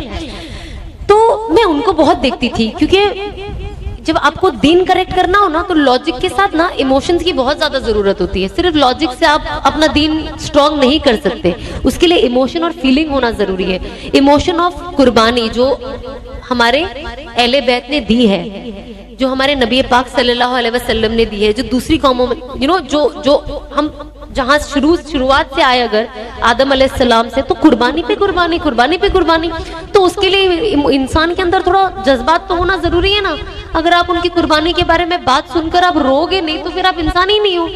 तो इन जनरल जो भी कुर्बानी से रिलेटेड आता है, एक इंसान के अंदर रोना आता है। जब मैं खुद पर्सनली कभी कभी सोचती हूँ जो चीजों की कुर्बानी दी है, जो देने लायक ही थी वैसे भी, बट यू नो जब आप देखते हो कि आप बदल गए हो तो एक रोना आता है। तो आई थिंक वो जो रोना और इमोशन ना, ये वर्ड कुर्बानी के साथ जुड़ा हुआ है।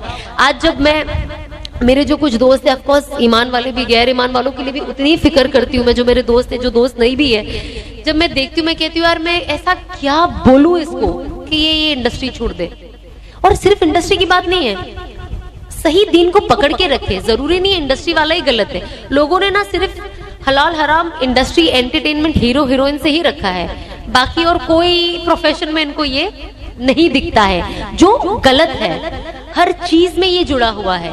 तो हमें जिंदगी सही तरीके से, कोई भी प्रोफेशन हो, हमें ये रुख इख्तियार करना है। तो मुझे ऐसा लगता है, ये दोस्तों को मैं जानती हूँ एंड मैं इनके ईमान के लिए फिक्र भी करती हूँ, पर मैं ऐसे क्या करूँ जो मैं इन तक पहुंचूं, और मैं ऐसा क्या बोलूं। मैं अल्लाह से रोज दुआ करती हूँ कि अल्लाह कुछ लोग जिनको मैं नहीं जानती हूँ मुझे उनसे जुड़ा दे, और मेरे अंदर से ऐसी बातें निकाल कि बस वो उनके फायदे के लिए हो।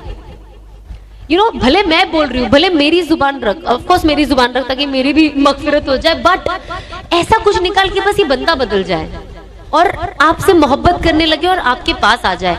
क्योंकि इसमें ही मेरी बड़ी जीत होगी कि मेरी एक और बहन या मेरा एक और भाई यू नो जहन्नम से बच गया और जन्नत की तरफ चला गया, फिर वो अपनी मेहनत करते रहे। एटलीस्ट एक पहला होल्ड जरूरी है। तो ये सारी चीजों को देखिए ना, बहुत ज्यादा तकलीफ होती है मुझे आज भी, क्योंकि यू नो जिन लोगों को आप अच्छा दोस्त यार समझते हो, जो आपसे इतने यू नो ऐसे थे, आज उनको देखते हो आप, तो कभी कभी मैं देख के ऑफ कोर्स उनके लिए हम हर वक्त दुआ करती हूँ कि अल्लाह इन्हें हिदायत दे, बट साथ ही साथ मैं अल्लाह का शुक्र करती हूँ कि अल्लाह ये मैं थी कुछ महीने पहले, ये अगर मुझे आपने हिदायत नहीं दी होती तो आज मेरा भी यही हाल होता, मैं ऐसी ही घूम रही होती, ना मेरे पे पर्दा होता, ना मैंने हिजाब लिया होता, मैं ऐसी नाच गाना वीडियो बना के इंस्टाग्राम पे डाल रही होती। अल्लाह का शुक्र है कि आपने मुझे चुना, अल्लाह का शुक्र है कि अल्लाह आपका शुक्र है कि आपने मेरे अंदर वो तलब दी, क्योंकि मेरे अंदर तलब नहीं होती तो कोई चीज सीखने की चाहत ही नहीं होती, सीखने की चाहत नहीं होती तो हिदायत कहाँ से आती। तो हिदायत के लिए तलब होना बहुत ज्यादा जरूरी है। तो ये चीज यू नो हमेशा मैं देखती हूँ और अल्लाह से शुक्र करती हूँ, और हमें हमेशा अल्लाह से आफियत मांगनी चाहिए कि अल्लाह हमें दोनों जहां की आफियत दे, सिर्फ दुनिया की आफियत नहीं दे, क्योंकि हमें दुनिया में तो हर किसी को राहत और आफियत चाहिए, बट साथ ही साथ हमें आखिरत की चाहिए। तो हमें कोशिश करनी चाहिए कि हम अल्लाह से वो मांगते रहे। यू नो जैसे पहले ऐसा होता था कि जब शादी का वक्त नजदीक आता तो ही अच्छा हस्बैंड मांगने का, शादी हो जाती तो ही अच्छा बेबीज मांगने का, लेकिन मैंने रियलाइज किया नहीं, ये आपको पहले से ही मांगना है। यू नो कि पहले से ही आप ये सोच रखो कि मुझे एक नेक शौहर मिले। अब मैं पहले नेक शौहर मांगती थी, फिर मुझे ऐसा लगता था कि यार जब मैं खुद ही नेक नहीं हूं तो अल्लाह मुझे क्यों नेक शौहर देगा। ये हमें भी सोचना जरूरी है। सिर्फ नेक के लाभ हटा दो आप, अगर आप झूठे हो, आप अल्लाह से बोलोगे अल्लाह मुझे ऐसा शौहर दे जो झूठ ही नहीं बोलता, पर आप सुबह से शाम झूठ बोलते हो, तो यार अल्लाह आपको तो ना सच्चा शौहर देगा, वो झूठा ही देगा ना, वो भी आपसे तो 4 कदम आगे होगा। तो हम जो दुआ अपने पार्टनर के लिए मांगते हैं ना, हमें सबसे पहले क्या करना है, अपने ऊपर अमल करना है। तो जब मैं हमेशा अल्लाह से मांगू ना कि अल्लाह मुझे नेक शौहर दे, नेक शौहर दे, और मुझे हमेशा से, आप यकीन नहीं मानोगे, ये लाफ, मैं हमेशा से सोचती थी, जब मैं देखती थी ना मेरे घर में मौलाना कुछ पढ़ाई के लिए आते, मैंने ऐसे बहुत सारी चीजें करी है। जब हम तो पढ़ते नहीं थे, बस बच्चों को जमा करो और खत्म कुरान करो, और हमारे घर में जितने भी मरहूम है, ये जो इन्होंने 2-4 सफ़े छोड़ छोड़ के पढ़े हैं, हम ये बख्शेंगे इन्हें। बच्चे तो वही करते हैं, और हम बुलाते भी बच्चे ही थे पढ़ने। बच्चों ने जे 2-2 पेज की गुल्ली मारी। इतने जल्दी तुम लोगों ने कुरान शरीफ पढ़ कैसे लिया? तो मैंने बहुत सारी चीजें देखी। आई रिमेम्बर, बोलना नहीं चाहिए, अल्लाह माफ करे, बट सूरा बकरा कहते पढ़ने, घर में पढ़ने से रोजी आती है। हम तो नहीं पढ़ सकते रोज सूरा बकरा, मैं काम भी करती थी। तो मेरे कोई आते थे सूरा बकरा पढ़ाने में 10 मिनट, कभी 10 मिनट में पढ़े, कभी मेरे को कभी ऐसा लगता था कि मैं आपके सामने बैठ रही हूँ, दुपट्टा डाल के, आप पढ़े जरा, मैं देखो आप पढ़ क्या रहे हो, मैं भी खोल के देखती, आपने इतना फास्ट कैसे पढ़ लिया? इम्पॉसिबल है ना। 20 से 25 मिनट मिनिमम लगता है। एटलीस्ट आप ऐसा तो पढ़ो कि अल्लाह को पता चले कि आप क्या पढ़ रहे हो। जब अल्लाह को पता ही नहीं चलेगा तो फिर रोजी कैसे आएगी? उन्हें क्या पता आप सूरा बकरा पढ़ रहे हो? ले ट्रेन, फास्ट ट्रेन, उससे भी फास्ट। तो मैंने बोला यार ये तो बहुत ही, ये चीज भी नहीं चलने वाली है। तो आगे आगे जैसे जैसे आपका दिमाग, जब इंसान, अल्लाह जब दिमाग खोलता है ना, जब आपका सेल खोलता है ना, तो एक डब्बा जब खुलता है ना, फटफट आसपास के सब खुल, आपको सब लॉजिकल लगने लगता है। एंड आई वाज लाइक, जब मैं खुद पढ़ सकती हूँ इतनी सारी चीजें, तो मैं क्यों? तो मुझे ना शुरुआत से ना बड़ा, इन लोगों को जब मैं देखती थी ना, तो मुझे ऐसा लगता था वाह मौलाना, मतलब अल्लाह ने कितना इल्म दिया है ना इन्हें, मतलब क्या पूरा आलिम है, पूरा कुरान पाक बाय हार्ट याद है। हमको तो एक सूरा भी याद नहीं हो रहा है, उनको पूरा कुरान शरीफ याद है, ऊपर से तर्जुमा भी याद है, इतनी हदीसें याद है। और मैं इतने उलमा को सुनती भी थी, एंड मैं अल्लाह से कहती थी अल्लाह मुझे ऐसे ही एक शौहर दे दे। मतलब जब मैं आज सोचती हूँ, मुझे ऐसा लगता है अल्लाह ने कैसे कबूल किया वो, है ना। मतलब आप लोग भी ऐसी दुआ मांगे, ठीक है। तो मैंने, जब मेरी पुरानी जिंदगी का अगर आप सोचोगे, तो कौन सोच सकता है कि जैसी मेरी लाइफस्टाइल थी, कि मुझे कोई इतना बड़ा इंसान मिल सकता है जिसके सीने में कुरान है। मतलब आज मैं सोचती हूँ, अगर मैं सिर्फ अपने बारे में सोचूं, तो मुझे लगता है मुझसे खुशनसीब कोई हो ही नहीं सकता है। क्योंकि अगर मैं अपनी जिंदगी देखूं, तो मैंने कहा अल्लाह मैं, आपने इतना नेक बंदा मुझे दे दिया, कैसे? तो जब मैं ये दुआ करूं ना पहले कि मुझे नेक दो, तो मैंने सोचा कि देखो नेक अगर चाहिए तो उसके लिए हमें नेक बनना जरूरी है। क्योंकि जब हम नेक बनेंगे और हम अच्छे और सच्चे बनेंगे, तो 10 लोग अगर मेरी बुराई भी करें, लेकिन जो अच्छा जहन वाला इंसान होगा ना, वो समझ जाएगा नहीं यार ये लड़की अच्छी है, तो मैं कोशिश करूं कि मैं अच्छे अमल करूं। क्योंकि जब अच्छा अमल इंसान करता है और अच्छी सोच रखता है ना, अल्लाह उसके चेहरे को नूर से भर देता है, और वो नूर दिखाई देता है लोगों को, और सही लोगों को तो ज्यादा ही दिखता है। तो मैंने सोचा कि अब मैं अपने ऊपर काम करना शुरू कर दिया। अब यकीन नहीं मानोगे, पिछले 2-3 साल से मैं अपने ऊपर ही काम कर रही थी कि मैं और अच्छी, पर मैं बहुत वेस्ट हो जा रही थी। चॉइसेस मेरी लाइफ में इतने गलत होते थे कि मुझे ऐसा लगता था यार ये मैं इतना अच्छा बन के मैं कहाँ वेस्ट कर रही हूँ अपने आप को। तो मुझे ऐसा था कि अल्लाह ने माशाल्लाह से सलाहियत भी दी है, दिमाग के मेरे डब्बे भी खुल रहे हैं, थोड़ा चीजें समझ में भी आ रही है, दिमाग के साथ दिल में उतर रही है, जज्बात भी आ रहे हैं, लेकिन मैं इसे बर्बाद कर रही हूँ। तो मुझे इसे वेस्ट नहीं, क्योंकि अल्लाह कितनी बार मौका देगा, 1 बार 2 बार 3 बार, उसके बाद मौके भी कुछ वक्त ही आते हैं, दुनियावी और दीनी दोनों। तो मुझे ऐसा था कि अब मुझे मौका जाने नहीं देना है लाइफ में। अब बिलीव नहीं करोगे, जब मैं उम्रा पे होती थी ना, और जब मैं काबा के पास दुआ मांगती थी, मैं बहुत रो रो के अल्लाह से दुआ मांगती थी। आप यकीन नहीं मानोगे, मैं 2013 से नेक औलाद की दुआ मांगती हूँ। और मैं अल्लाह से ये दुआ मांगती थी कि अल्लाह मुझे ना, जब आप औलाद दोगे ना, तो उसे आलिम बनाना। आज जब मैं सोचती हूँ, हम कहते हैं ना, इसीलिए अल्लाह से कभी भी डिसअपॉइंट मत होना कि यार मैं इतने टाइम से दुआ मांग रही हूँ, मेरी दुआ बात करेंगे प्लीज कि कि अल्लाह से हम कहते ना, मैं 10 साल से, बहुत लोग होते ना कहते हम औलाद मांग रहे, 10 साल से मांग रहे, अभी तक नहीं हुआ, अरे मैं अल्लाह से कब से काम के लिए मांग रही हूँ। मैं कहती हूँ बिल्कुल नाराज। मतलब जब मैं 2013 में हलाल मांग सकती हूँ, नेक शौहर मांग सकती हूँ, आलिम मांग सकते, मेरी चॉइसेस भी आप देखिए ना, बच्चा जो, अब हस्बैंड तो मिला नहीं है, बच्चा भी आलिम चाहिए मुझे। मैं इतना सब 2013 में मांग रही हूँ, मुझे अल्लाह ने दिया ना 2020 में। 7 साल लगे ना, कितना 7 साल हो गए ना, 7 से 8 साल लगे, पर मिला। तो जब आप अल्लाह से अच्छा गुमान रखते हो, यकीन रखते हो, और दुआ, अगर मैं किसी नॉर्मल इंसान को बोलती ना कि मैं ये दुआ मांग रही हूँ, तो सामने वाला सोचता है पागल हो गई है, इसको देखो ये नाच गाना करती है, इसे कौन नेक लड़का देगा, वो भी हाफिज कुरान, कौन इसके बच्चे कैसे आलिम हो गए, ये तो गाना सुनते रहती है, डांस करते रहती है, कहाँ से हो गए। पर आज अल्लाह ने उसको हस्बैंड दे के पॉसिबिलिटी दे दिया कि इंशाअल्लाह अल्लाह ने चाहा तो मेरे बच्चे आलिम बनेंगे, क्यों नहीं बनेंगे, इंशाअल्लाह। प्लीज इंशाअल्लाह आमीन सब जो है सब बोल दीजिए मेरे लिए। तो एक अंदर ना एक पॉजिटिविटी आती है। मैंने अपनी लाइफ में इतनी चीजें चेंज होते हुए देखी है, मतलब कहते हैं ना मैजिक, वो मैंने देखा है, और आई एम श्योर आप सबके लाइफ में होता होगा। हम सब ना सिर्फ उसको नोटिस करना भूल जाते हैं कभी कभी कि अरे हाँ हमने तो ये मांगा था, हमने तो ये सोचा था, आज वो जाके हुआ है। तो लाइफ में ना कुछ भी पॉसिबल है, कुछ भी। आप ये ना सोचे कि मैं कम हूँ, मैं कैसे करूंगी, कोई और हमसे बेहतर है, या मैं यहाँ पहुंच पाऊंगी या नहीं।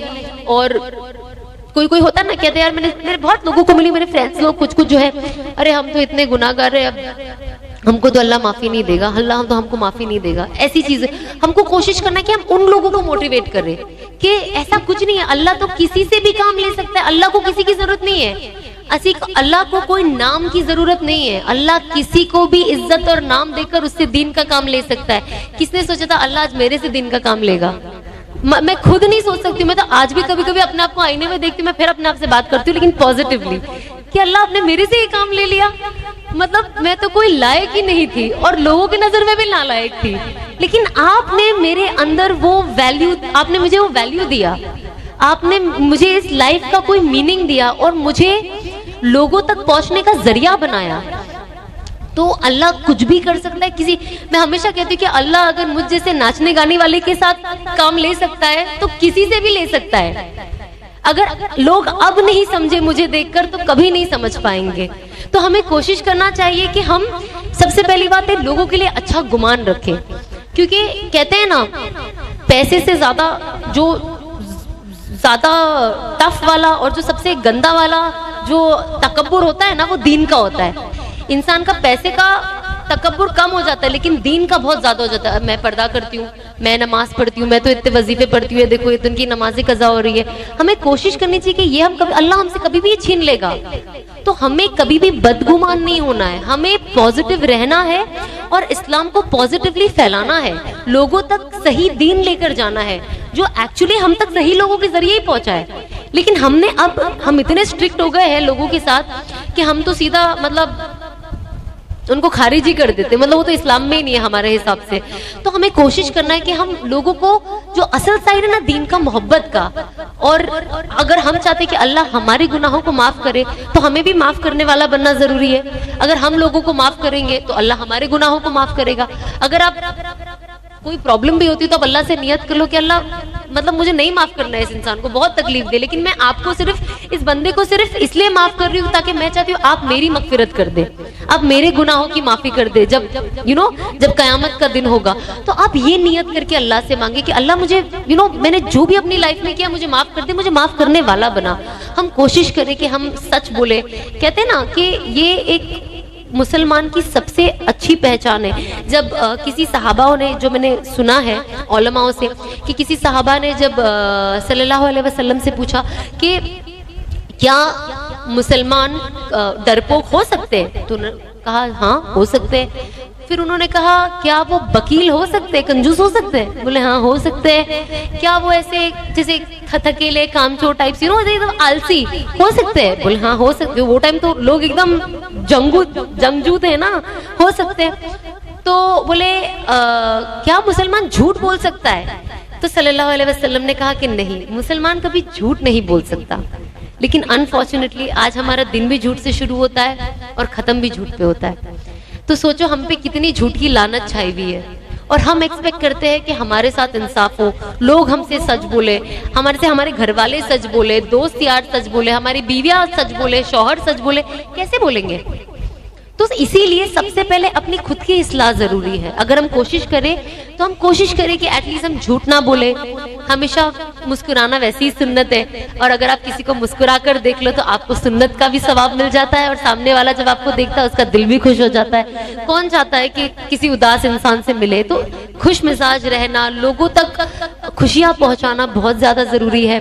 तो हमें कोशिश करनी चाहिए, जो छोटी छोटी चीज है ना, ये हमारा जिंदगी का दारोमदार है।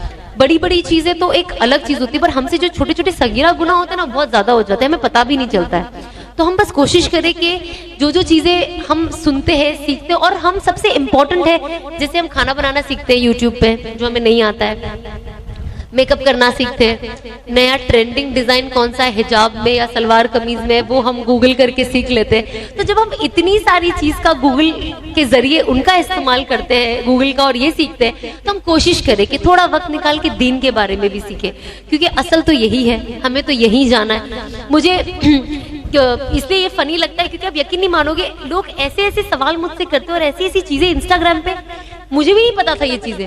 मैं अनस को कहती हूँ, मुझे हंसी भी आती है कभी कभी। जब मैं मेहंदी लगाती हूँ ना, तो मैं नाखून पे नहीं लगाती थी, तो मुझे किसी ने कमेंट बॉक्स में लिखा, आई डोंट नो आपने ये सुना है नहीं सुना है, तो किसी ने लिखा, अरे औरतों को तो नाखून पे मेहंदी लगाना जरूरी है, कब्र में कैसे पहचानेंगे कि मर्द है कि औरत है? What? मतलब डीएनए नाम की एक चीज है जो अल्लाह ने बनाई है, और अल्लाह ने ही मर्द को और औरत को बनाया है, कुत्ता बिल्ली हर किसी को बनाया है। कैसे अल्लाह नहीं समझेंगे जब आपका कबीरा से लेके सगीरा गुनाह का हिसाब लिखा हुआ है, तो वो नाखून से आप खुद ही ना पहचानेंगे। एंड आई वाज लाइक, मतलब अभी मुझे ये एक ही चीज याद नहीं आ रही, बट जब लोग लिखते हैं ना, मुझे हंसी भी आती है, मुझे अफसोस भी होता है। मैंने कहा जब ये नॉलेज इनके पास ऐसी रॉकेट वाली नॉलेज है, इनसे बात करना पड़ेगा कि ऐसी रॉकेट वाली और कौन कौन सी इनके पास नॉलेज है जिससे सामने वाले का दिल दहल जाए पढ़ने के बाद। सो यू नो, ये lack of knowledge and lack of study, और हमें कुछ नहीं जानना। हम इस एरिया में रहे हैं, यहाँ पे ये कल्चर है, ये ट्रेडिशन है, हर जगह का ट्रेडिशन कल्चर अलग है, ठीक है, बेशक ईमान वाले है। एग्जाम्पल, हम गुजरात में है तो हमारे यहाँ शादी होती है ना, तो ये होता है। हम बम्बई वाले, हमारे ये होता है। हम अगर सऊदी में, हमारा ये होता है। वो चक्कर में ना सब इतना खिचड़ी हो गया है कि असल जो पकड़ के रखना है ना, लोग वो भूल चुके हैं। आप बेशक अपना कल्चर ट्रेडिशन सब फॉलो करो, बाकी की फिजूल चीजें बंद करो ना। अब जब मेरा निकाह होने वाला था, अब हम भी गैरों को तो छोड़ दो, जब मुसलमानों को देखते थे हल्दी, डांस, नगाड़े, ढोल, ये, तो मेरा भी ऐसा था, हल्दी होगी मेरी भी, येलो सब पहनेंगे, ये इंस्टाग्राम देखिए, आधा दिमाग तो इंस्टाग्राम ने खराब कर दिया, ठीक है। तो मैं अब ये सब देखती ही नहीं हूँ। तो ये ऐसा होगा वैसा होगा, ढोल रखेंगे, बारात रास्ते पे, लड़कियां नाचते नाचते जा रही है बारात लेके अपने भाई की, और ये सब मुझे नॉर्मल लगता था। मुझे बाद में लगा क्या बेहूदगी है ये सारी चीजें। तो मैं जब चीजें तब्दील होने लगी, आई स्टिल रिमेम्बर, मेरे घर में मेरे दोस्त, जब कोरोना था ना, तो हम सब एक दूसरे से बिल्कुल नहीं मिलते थे। मैंने कहा यही सही मौका है किसी से भी नहीं मिलने का, और इसको कंटिन्यू करने का, ये लेगेसी को। तो जब रमजान आया ना, तो कुछ लोग मुझे फोन करते थे। तो पहले तो एक दो शर्मा हुजूरी में मैं एक दो बार फोन उठा लेती थी, बात करती हूँ, फिर मेरा दिमाग खराब होने लगा। मैंने कहा यार, ये इसको तो खुद को कुछ है नहीं है, मेरी भी लाइफ में मुझे ठीक होने नहीं देंगे। अब ये लोग फोन कर टाइम पास करने के लिए सिर्फ, मतलब घर में ना सब फिजूल बैठे हैं।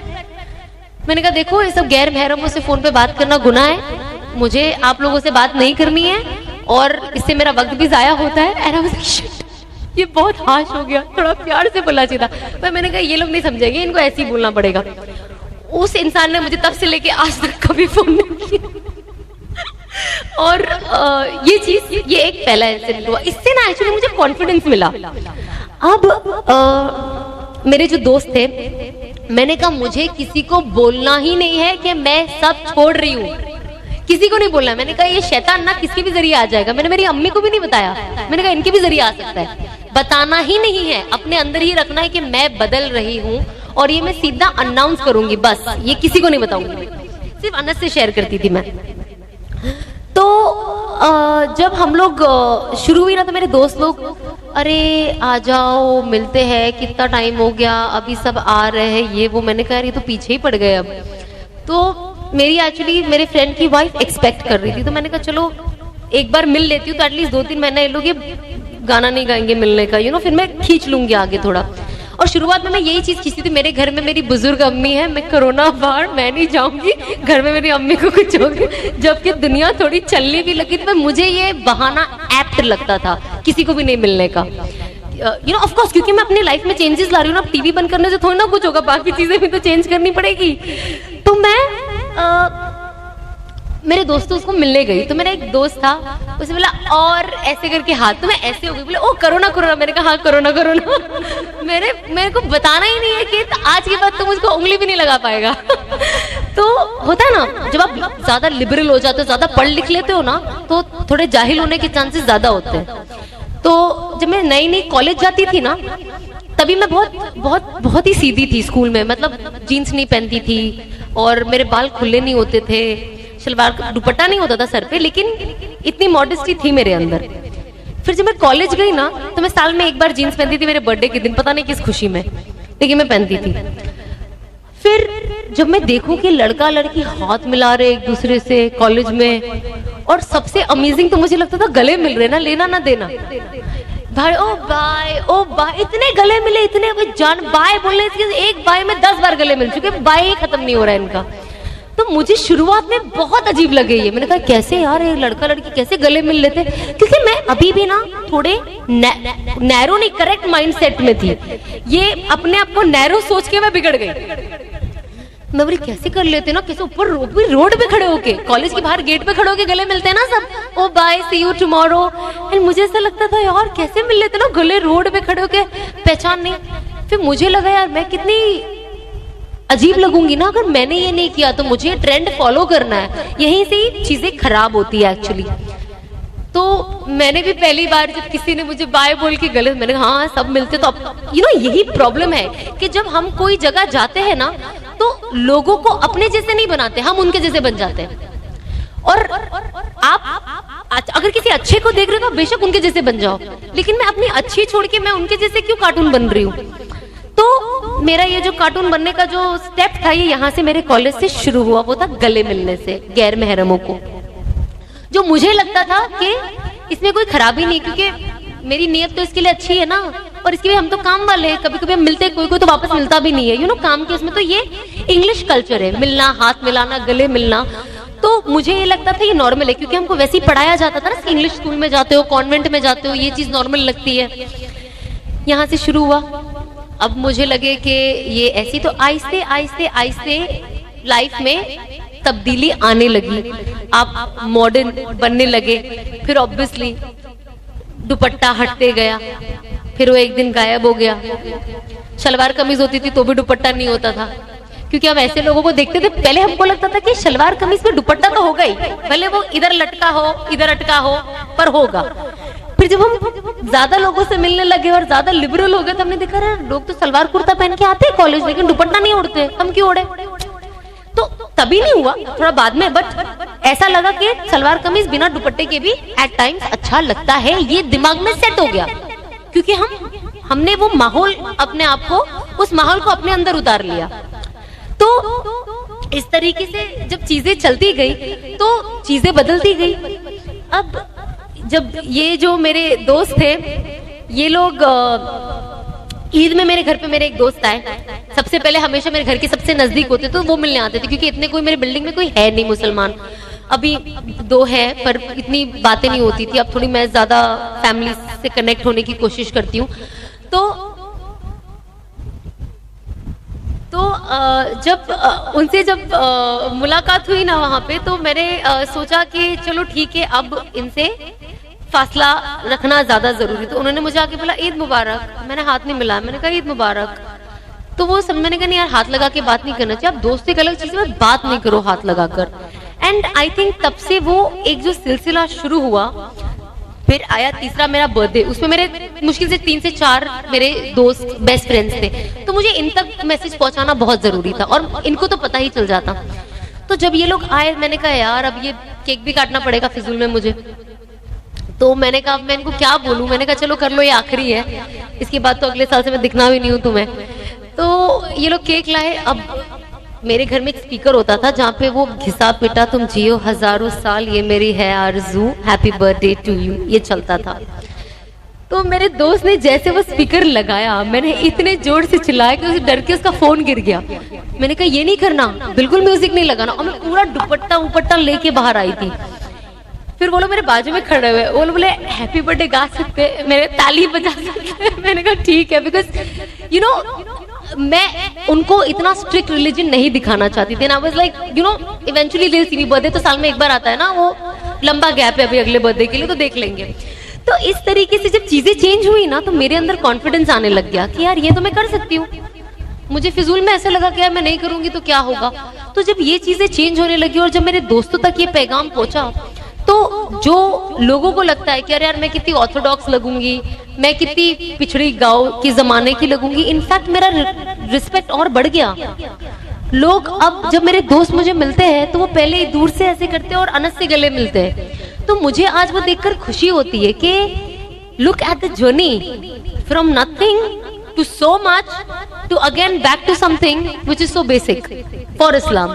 सो ये चीज मैंने सीखा, एंड ऑब्वियसली आई थिंक आज का जो मजमा है it has lot of working women, B it lawyers, doctors, teachers, and मैं हमेशा यही कहती हूँ कि प्रोफेशन कोई भी हो, कितना भी बिजी हो, आप नमाज प्लीज पढ़े और उसके लिए वक्त निकाले और उसके लिए ज्यादा वक्त करे। नमाज बिल्कुल ना छोड़े, बिकॉज इवेंचुअली यही हमारी कामयाबी है।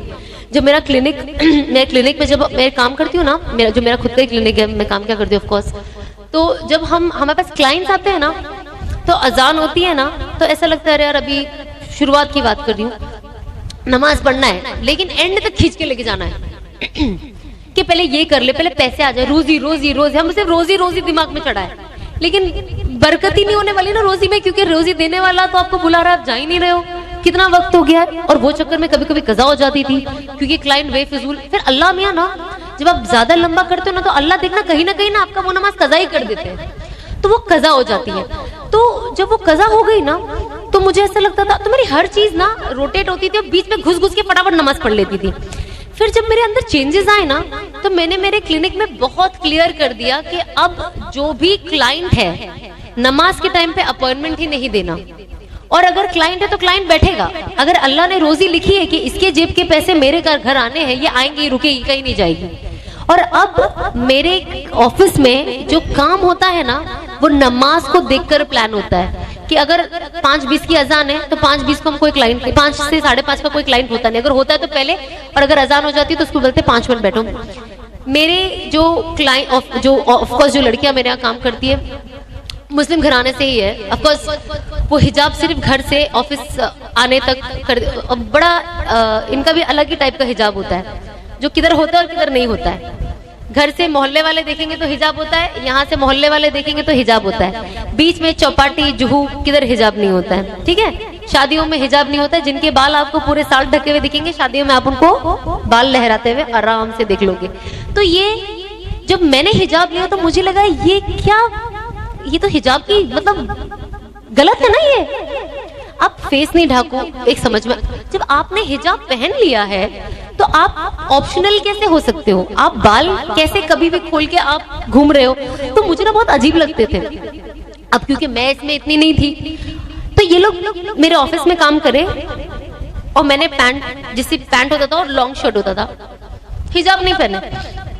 हिजाब वाला कैसा होता है, सामने से बोले कि मैं कभी किसी को मना नहीं करती थी पहले भी कि हिजाब पहनो, नो प्रॉब्लम, नमाज पढ़ो, कोई प्रॉब्लम नहीं है, लेकिन यही नहीं पहनते थे। बल्कि ये लोग तो नमाज के लिए भी मेरे से टाइम नहीं मांगते थे, पर क्योंकि मैं पढ़ती थी ऑफिस में तो ये लोग भी पढ़ते थे। अब तो मेरी जो दोनों लड़कियां, मैंने क्योंकि वो पहनते ही है तो ऑफ कोर्स स्कार्फ कंपलसरी, तो अल्हम्दुलिल्लाह दोनों लड़कियां मेरी लॉन्ग ड्रेस पहनती है, उसके अंदर देखना होता है कि ये नहीं स्कार्फ पहनते। आप आए थे तो आपने देखा था। नमाज हो जाए, अगर दोनों में से कोई भी लड़कियां नमाज नहीं पढ़ती है तो उनकी बैंड बजा देती हूँ मैं। तो उनको मतलब उनको ऐसा, देखो कोई काम करते हैं उनको लगता है क्लाइंट ना चले जाए, तो मैं अपनी लड़कियों को बोलती क्लाइंट चले जाएगा कोई फर्क नहीं है, नमाज आप पढ़ो, क्योंकि आपके नमाज से भी तो बरकत आनी है ना।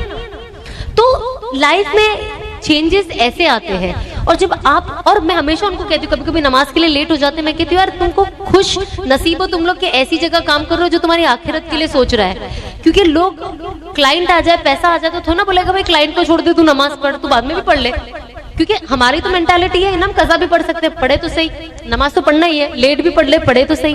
तो ये मेंटालिटी चेंज करना बहुत ज्यादा जरूरी। और ये लोग यंग जनरेशन है जो आज मेरे पास है, तो कहीं ना कहीं मुझे लगता है ये लोग मेरी रिस्पॉन्सिबिलिटी है। एंड आज उनके ही पेरेंट्स कहते हैं कि बिकॉज ये सना के साथ है हमें टेंशन लेने की जरूरत नहीं है। आज उनके पेरेंट्स मुझे कहते हैं क्योंकि ये सना के साथ है, ये पहले से बेटर हो गई है, नमाज की पाबंद हो गई है। अब ये खुद घर में, ये बच्चियां घर में अपनी बहनों को नमाज का पाबंद करती है। जो थोड़े से यहाँ वहाँ अजीब अजीब रिवायतें भी जो लोग करते थे वो भी बंद हो गया अल्हम्दुलिल्लाह। तो आई थिंक ये सारी चीजें ना बहुत मैटर करती है। तो हमें कोशिश करनी चाहिए कि हम कोई भी फील्ड में हो, सबसे पहले नमाज को अपना इम्पोर्टेंस दे, और ऑफ कोर्स अपने अखलाक को इम्पोर्टेंस दे। और हम जो है ना एज एन इंडिविजुअल, यहाँ पे जितने भी लोग हैं, हम इस्लाम के रिप्रेजेंटेटिव हैं। हमें देखकर इस्लाम क्या है लोग हमें देखते हैं। तो हम कोशिश करें कि हम जितना हो सके उसे उतना खूबसूरत तरीके से बताएं, ताकि जो लोग न्यूज में जो भी सुनते हैं उन्हें ये ना लगे कि ये इस्लाम है, क्योंकि वो तो इस्लाम है ही नहीं। हम जब खुद भी तो सुनते हैं, हम कहते हैं ना ये थोड़ी ना, बट मानते ही नहीं है लोग। तो उसके लिए क्या करना होगा कि हम जैसे इतने बड़े मजमे को सही तरीके से इस्लाम को पोर्ट्रे करना होगा, ताकि लोग समझे कि असल इस्लाम क्या है।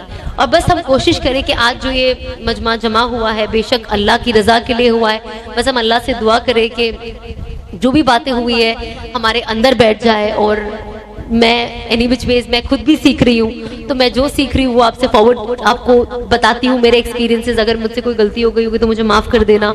और बस अल्लाह बस हमें दीन और दुनिया दोनों की कामयाबी दे, और हमारे दिलों में ऐसे ही मोहब्बत बाकी रखे। और हम सब से हमारे आने वाली नस्लों से भी, क़यामत तक की जो हमारी नस्लें रहेगी उनसे दीन का काम करे। बस हमको यही दुआ करना चाहिए।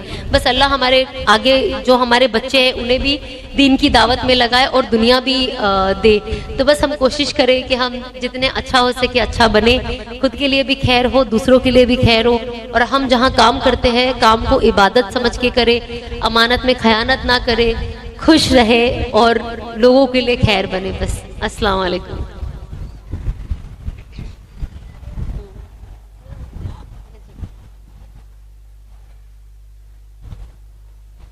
माशाल्लाह माशाल्लाह, जज़ाकिल्लाह, बहुत बहुत बहुत ही प्यारी बातें बताई माशाल्लाह इन्होंने। और इंशाल्लाह हम कोशिश करेंगे कि अब जाके हम खूब अमल करेंगे।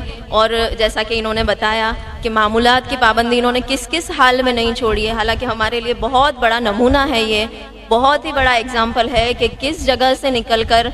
एक तो सबसे बड़ी चीज़ तो एक अल्लाह से यकीन, कि हमारा इतना यकीन अल्लाह से पैदा होगा इनको देखकर सिर्फ, कि जब हमने फर्स्ट टाइम इनके बारे में सुना था तो हम आंसू नहीं रोक पा रहे थे कि मतलब अल्लाह की ऐसी कुदरत है। हमारे पास है मिसालें, जो जुनैद जमशेद थे, उनके लिए, एक मर्द के लिए आसानियाँ होती है कहीं ना कहीं, लेकिन एक औरत के लिए उस जगह से निकल कर और माशाल्लाह फिर एक आलिम का मिलना, तो ये कितनी बड़ी बात है और कितनी बड़ी अल्लाह की नेमत है कि हमें इससे पता चलता है कि हमारा अल्लाह कितना गफूर रहीम है। आज हम ये माहौल में रहते हैं फिर भी हमको इस तरह का यकीन नहीं जो आज अल्लाह ने इनके अंदर पैदा कर दिया है, जो हमको इनकी बात सुन के आज पता चला। बस अल्लाह इनको हमें ये दुआ करनी है, अब इनको हमें हमारी हर दुआओं में याद कर रखना है और मोहब्बत के साथ बिल्कुल के अल्लाह इनको खूब खूब इस्तिकामत दे, बिल्कुल मतलब आखिरी सांस ईमान के साथ और ईमान वाली और हुस्न खात्मा जो कहते हैं ईमान वाली मौत अता करें। और साथ ही हमारे साथ है मयू भाई की वाइफ है मुस्कान मेमन, जो माँ चैरिटी ट्रस्टेबल और माँ डेवलपर्स के ओनर है। उनकी वाइफ है वो, ये माशाल्लाह नॉन मुस्लिम से मुस्लिम हुई है और इनको 13 साल हो गए माशाल्लाह माशाल्लाह। और ये अब इनके बारे में ये खुद कुछ बताना चाहेंगे और इस्लाम में आने के बाद, एक ईमान मिलने के बाद इनके अंदर क्या चेंजेस है और ये कितनी खुश हैं। इंशाल्लाह वो एक 10 मिनट का वक्त लेंगी और बताएंगे इंशाल्लाह।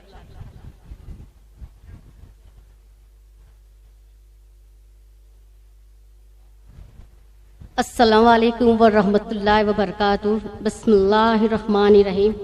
अल्हम्दुलिल्लाहि रब्बिल आलमीन अर्रहमानिर रहीम मालिक यौमिद्दीन इय्याका नअबुदु व इय्याका नस्तईन इहदिनस सिरातल मुस्तकीम सिरातल लज़ीना अनअमता अलैहिम गैरिल मग़दूबि अलैहिम वलद्दॉलिन आमीन। बहुत बहुत शुक्रिया आप सभी का। मैं आप सभी को दिल से सलाम करती हूँ और सबसे ज़्यादा मैं सना को बहुत बहुत बहुत शुक्रिया अदा करती हूँ कि वो एक आज की जनरेशन के लिए एक बहुत बड़ी मिसाल है, बहुत बहुत बड़ी मिसाल है, बहुत बड़ी इंस्पिरेशन है हम सब के लिए कि ईमान के लिए अब इंसान को क्या नहीं करना चाहिए ईमान सीखने के लिए। और इस्लाम के लिए मैं एक ही बात कहूँगी, मैं खुद एक नॉन मुस्लिम हिंदू बैकग्राउंड से बिलोंग करती हूँ। मैंने शादी मुस्लिम से की है, मैंने ईमान कबूल किया और मैं बहुत खुश हूँ ईमान कबूल करके। मुझे लग रहा है जैसे हर किसी के बस की बात, हर किसी का नसीब नहीं होता ईमान में आना। अल्लाह ने मुझे चुना है इस ईमान कबूल करने के लिए, मैं बहुत खुश हूँ, बहुत खुश हूँ। और ईमान के लिए मैं इस्लाम के लिए मैं एक ही चीज कहना चाहूंगी कि इस्लाम का दूसरा नाम ईमान है, और ईमान जिसका मजबूत होगा अल्हम्दुलिल्लाह इंसानियत उसको साबित करने की जरूरत कभी नहीं पड़ेगी। हमारी शादी को 13 साल हो गए। वैसे हम 25 साल से, मैं 98 से हम एक दूसरे को जानते थे। शादी हमने 2009 में की अल्हम्दुलिल्लाह, और बहुत खुश हूँ मैं बहुत। मेरे हस्बैंड ने कभी भी मुझे कोई चीज के लिए फोर्स नहीं किया कि तुम ये सीखो, लेकिन ईमान कबूल करने के बाद खुद ब खुद मुझ में ये होता गया कि मैं ये चीज सीखूं, और खुद ब खुद मैं सीखती गई। हालांकि हम सेपरेट रहते, मुझे कोई देखने वाला नहीं है कि मैं ईमान की चीजें करती भी हूँ या नहीं करती, लेकिन मुझे पता नहीं, बस हमेशा अल्लाह का एक खौफ रहता है कि नहीं ये करना है मुझे। खौफ नहीं कहते, अल्लाह का वो एक मोहब्बत है मुझे कि जो मुझे मजबूर करती है कि नहीं मैं ये चीज करूं, ये सीखूं।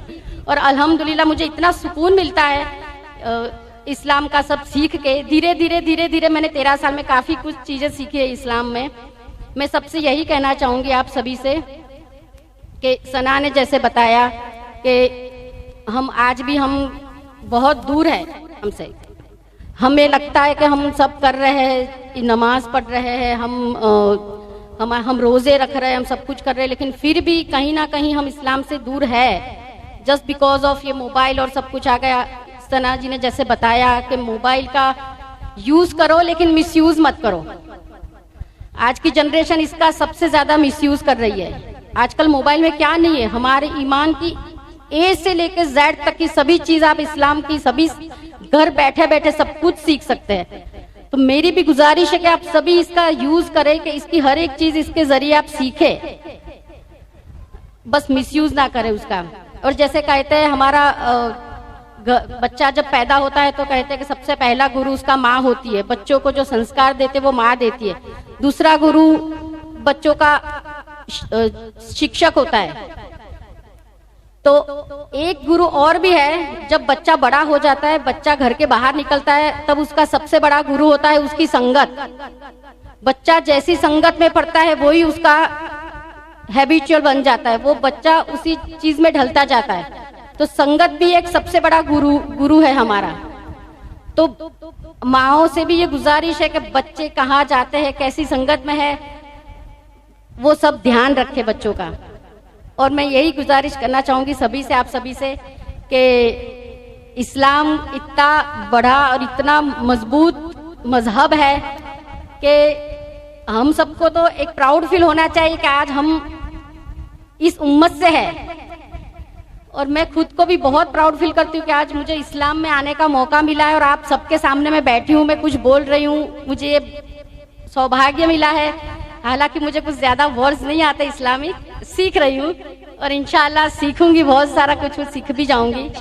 और जैसे आज सना जी ने सब बताया, अल्हम्दुलिल्लाह इतना सारा हमको नॉलेज दिया है, ये जिस प्रोफेशन से थी और आज ये जो बता रही थी, सीरियसली इट्स कांट बिलीवेबल जो इन्होंने हमको बताया है। ये बहुत बड़ी इंस्पिरेशन है हमारे लिए कि अब हमको भी कुछ करना चाहिए ईमान के लिए।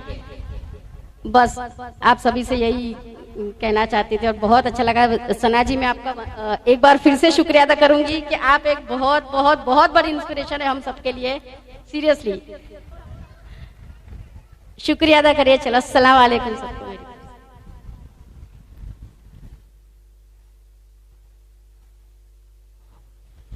माशाल्लाह, जज़ाकिल्लाह बहन, जितना भी इन्होंने बताया, पर इन्होंने भी यही कहा कि इस्लाम में आने के बाद और ईमान लाने के बाद इनको कितनी खुशी हुई है और एक सुकून होता है ना, जो गैर ईमान वाले के पास उनके दिल में नहीं होता। हर चीज़ होती है पर उस चीज़ की कमी होती है जो हमें ईमान लाने के बाद ही आता है। माशाल्लाह।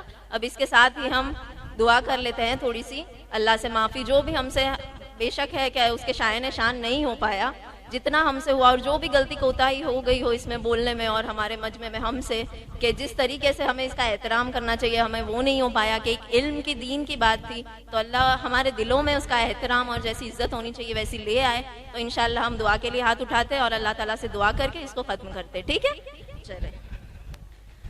जज़ल्लाहु अन्ना मुहम्मदन सल्लल्लाहु अलैहि वसल्लम बिमा हुवा अहलु, जज़ल्लाहु अन्ना मुहम्मदन सल्लल्लाहु अलैहि वसल्लम बिमा हुवा अहलु, जज़ल्लाहु अन्ना मुहम्मदन सल्लल्लाहु अलैहि वसल्लम बिमा हुवा अहलु। अल्लाहुम्मा सल्लि अला मुहम्मदिन अफ़ज़ल सलवातिक, अल्लाहुम्मा सल्लि अला मुहम्मदिन अफ़ज़ल सलवातिक, अल्लाहुम्मा सल्लि अला मुहम्मदिन अफ़ज़ल सलवातिक, अल्लाहुम्मा सल्लि अला सय्यिदना मुहम्मदिन व अला आलि सय्यिदना محمد ما اختلف الملوان وتعاقب الأسران وتكرر الجديدان واستقبل الفرقدان بلغ روح سيدنا محمد صلى الله عليه وسلم وارواح أهل بيته منا تحية والسلام. اللهم صل على سيدنا محمد صلاة تنجينا بها من جميع الأهوال والآفات وتقضي لنا بها جميع الحاجات وتطهرنا بها من جميع السيئات وتبلغنا بها أقصى الغايات من جميع الخيرات في الحياة وبعد الممات إنك على كل شيء قدير. يا أول الأولين يا آخر الآخرين يا ذا القوة المتين يا راحم المشاكين يا راحم المساكين يا أرحم الراحمين. ربنا آتنا في الدنيا حسنة وفي الآخرة حسنة وقنا عذاب النار. ربنا آتنا في الدنيا حسنة وفي الآخرة حسنة وقنا عذاب النار وقنا عذاب القبر وقنا عذاب الحشر وقنا عذاب الميزان وقنا عذاب الصراط وقنا عذاب الفتنة الدجال. يا الله يا الله يا رحمن يا رحيم يا الله يا حنان يا منان. يا الله يا رحمن يا رحيم ए रहमान ए रहीम ए करीम ज़ात, ए मेरे अल्लाह हमारे गुनाहों को माफ़ फरमा। मौला मौला हमारे गुनाहों को या अल्लाह माफ़ फरमा दे, या अल्लाह हमारी खताओं से दरगुजर कर दे। या अल्लाह हम ये मजमा जो हमारी माएँ और बहनें जमा हुई है, या अल्लाह हम जानते ये तेरी शान निशान नहीं हुआ, हमें जैसे इसका एहतराम और इज़्ज़त करनी चाहिए। या अल्लाह तेरे दीन की बात थी मौला, या अल्लाह तेरे दीन की बात थी, जैसी होनी चाहिए वैसी नहीं हो पाई। अल्लाह अल्लाह हमें माफ़ फरमा दे, अल्लाह हमें माफ़ फरमा दे, हमारे गुनाहों को माफ़ फरमा दे मेरे अल्लाह। मेरे अल्लाह हमारी बहन जिन्होंने पूरा 1 घंटा 1.5 घंटा हमें ये बात की मौला, अल्लाह इनकी इस बात पे अल्लाह इनकी मग़फ़िरत कर दे। अल्लाह अल्लाह तूने देखा है या अल्लाह कौन सी दुनिया अल्लाह छोड़ के आई है मौला तेरी खातिर। या अल्लाह खालिस तेरी खातिर मौला, मौला कोई और गर्ज नहीं है मौला, मौला ना माल की गर्ज है मौला, ना दुनिया की गर्ज है या अल्लाह ना खूबसूरती की गर्ज है, किसी चीज़ को इन्होंने नहीं देखा मौला। मौला बस या अल्लाह तेरी खातिर अल्लाह खालिस तेरे लिए अल्लाह सब कुछ छोड़ दिया मौला। अल्लाह तूने कबूल किया, बेशक अल्लाह तेरा एहसान है, अल्लाह तूने कबूल किया। अल्लाह अल्लाह इनकी मग़फ़िरत फरमा दे, अल्लाह इन्हें माफ़ फरमा दे, अल्लाह इनको खूब खूब अल्लाह ये दावत के काम के लिए कबूल कर ले मौला। या अल्लाह इन्हें इस्तिक़ामत दे दे अल्लाह अल्लाह। और हमारे यहाँ नौजवान नस्ल है वो अल्लाह, हमारे नौजवान लड़के लड़कियाँ हैं मौला, अल्लाह उन्हें भी हिदायत दे दे अल्लाह। अल्लाह तुझे हमारे नबी का वास्ता है मौला, या अल्लाह मेरे हबीब का वास्ता है मौला। अल्लाह अल्लाह उन्होंने और वो जो हमारे लिए रोए अल्लाह अल्लाह इतना तो हमारी माँ भी अल्लाह हमारे लिए नहीं तड़पी मौला। या अल्लाह इतना तो हमारी माँ भी अल्लाह नहीं तड़पी हमारे लिए अल्लाह, वो हमारे लिए इतना रोए अल्लाह अल्लाह इस उम्मत के लिए रोए अल्लाह। आज तो हाल देख ले इस उम्मत का अल्लाह अल्लाह। या अल्लाह रहम फरमा दे अल्लाह, उम्मत के हाल पे रहम फरमा दे अल्लाह। या अल्लाह हमें कबूल कर ले अल्लाह अल्लाह, दुनिया के कोने कोने चप्पे चप्पे में तेरे दीन को तेरे कलमे को लेकर जाने वाले बना दे अल्लाह। तेरे कलमे को अल्लाह इस दावत के काम को लेकर जाने वाले बना ले अल्लाह। अल्लाह हमारे बच्चों को अल्लाह, अल्लाह हमारी नस्लों को अल्लाह, अल्लाह वो जानते नहीं वो मासूम है अल्लाह। अल्लाह ये माओ बहनों को हम सबको अल्लाह जो यहाँ मौजूद है जो नहीं अल्लाह तमाम उम्मत को अल्लाह हमारे बच्चों अपने बच्चों की बेहतरीन तरबियत करने की तौफीक दे दे अल्लाह। अल्लाह उन्हें ऐसा मुसलमान बना अल्लाह, ऐसा ईमान उन्हें मिले अल्लाह कि अल्लाह कि उनसे देख कर लोग सिर्फ उन्हें देख कर उन्हें सुन कर अल्लाह इस्लाम को पहचान जाए अल्लाह, ईमान की ताकत को पहचान जाए अल्लाह। अल्लाह हमारे ईमान को मजबूत अल्लाह जो सहाबाओं ने कुर्बानियाँ दी अल्लाह, अल्लाह कैसे निकल जाते थे अल्लाह। अल्लाह आज तो हर चीज़ की सहूलत है, हमारे जब शौहर जाते हैं घरों से निकलते इस काम के लिए अल्लाह, अल्लाह तो हमारे पास फ़ोन होता है उनसे बात करने के लिए अल्लाह। अल्लाह हमें घर की छत खाना पीना हर चीज़ देकर जाते हैं ना अल्लाह। अल्लाह वो तो ऐसे निकल जाते थे अल्लाह, अल्लाह सुबह जाते थे तो लौटेंगे उसका पता नहीं होता था ना अल्लाह। या अल्लाह तू जानता है वो भी नहीं पता होता था कि वो शाम को लौटेंगे या नहीं। या अल्लाह एक वक्त भी जब वो जाते थे तो खाना और रोटी का भी पता नहीं होता था कि हमारे बीवी बच्चे क्या खाएंगे अल्लाह।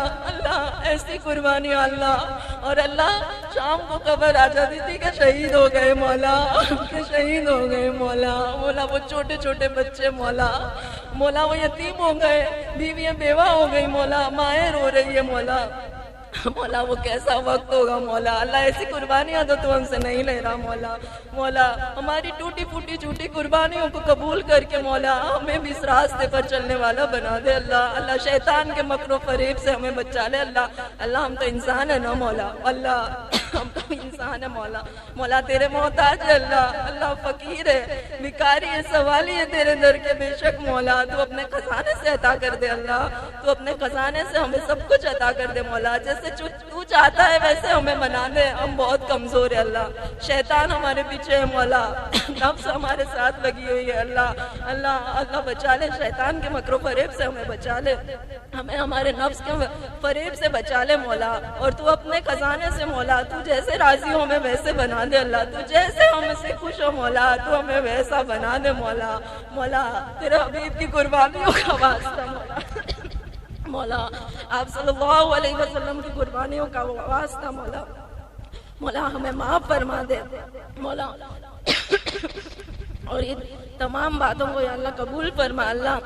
और हमारी नस्लों को मौला, हमारी नस्लों को अल्लाह तेरे दीन के लिए कबूल कर ले अल्लाह, तेरे दीन के लिए, तेरे दीन की मेहनत के लिए कबूल कर ले, नेक बना दे अल्लाह। नौजवान नस्ल मौला, मौला नौजवान लड़के लड़के नस्ल को इस उम्मत को मौला हिदायत दे दे मौला। मौला उम्मत बहुत परेशान है मौला, मौला हम हमारी फिक्रों में लगे हुए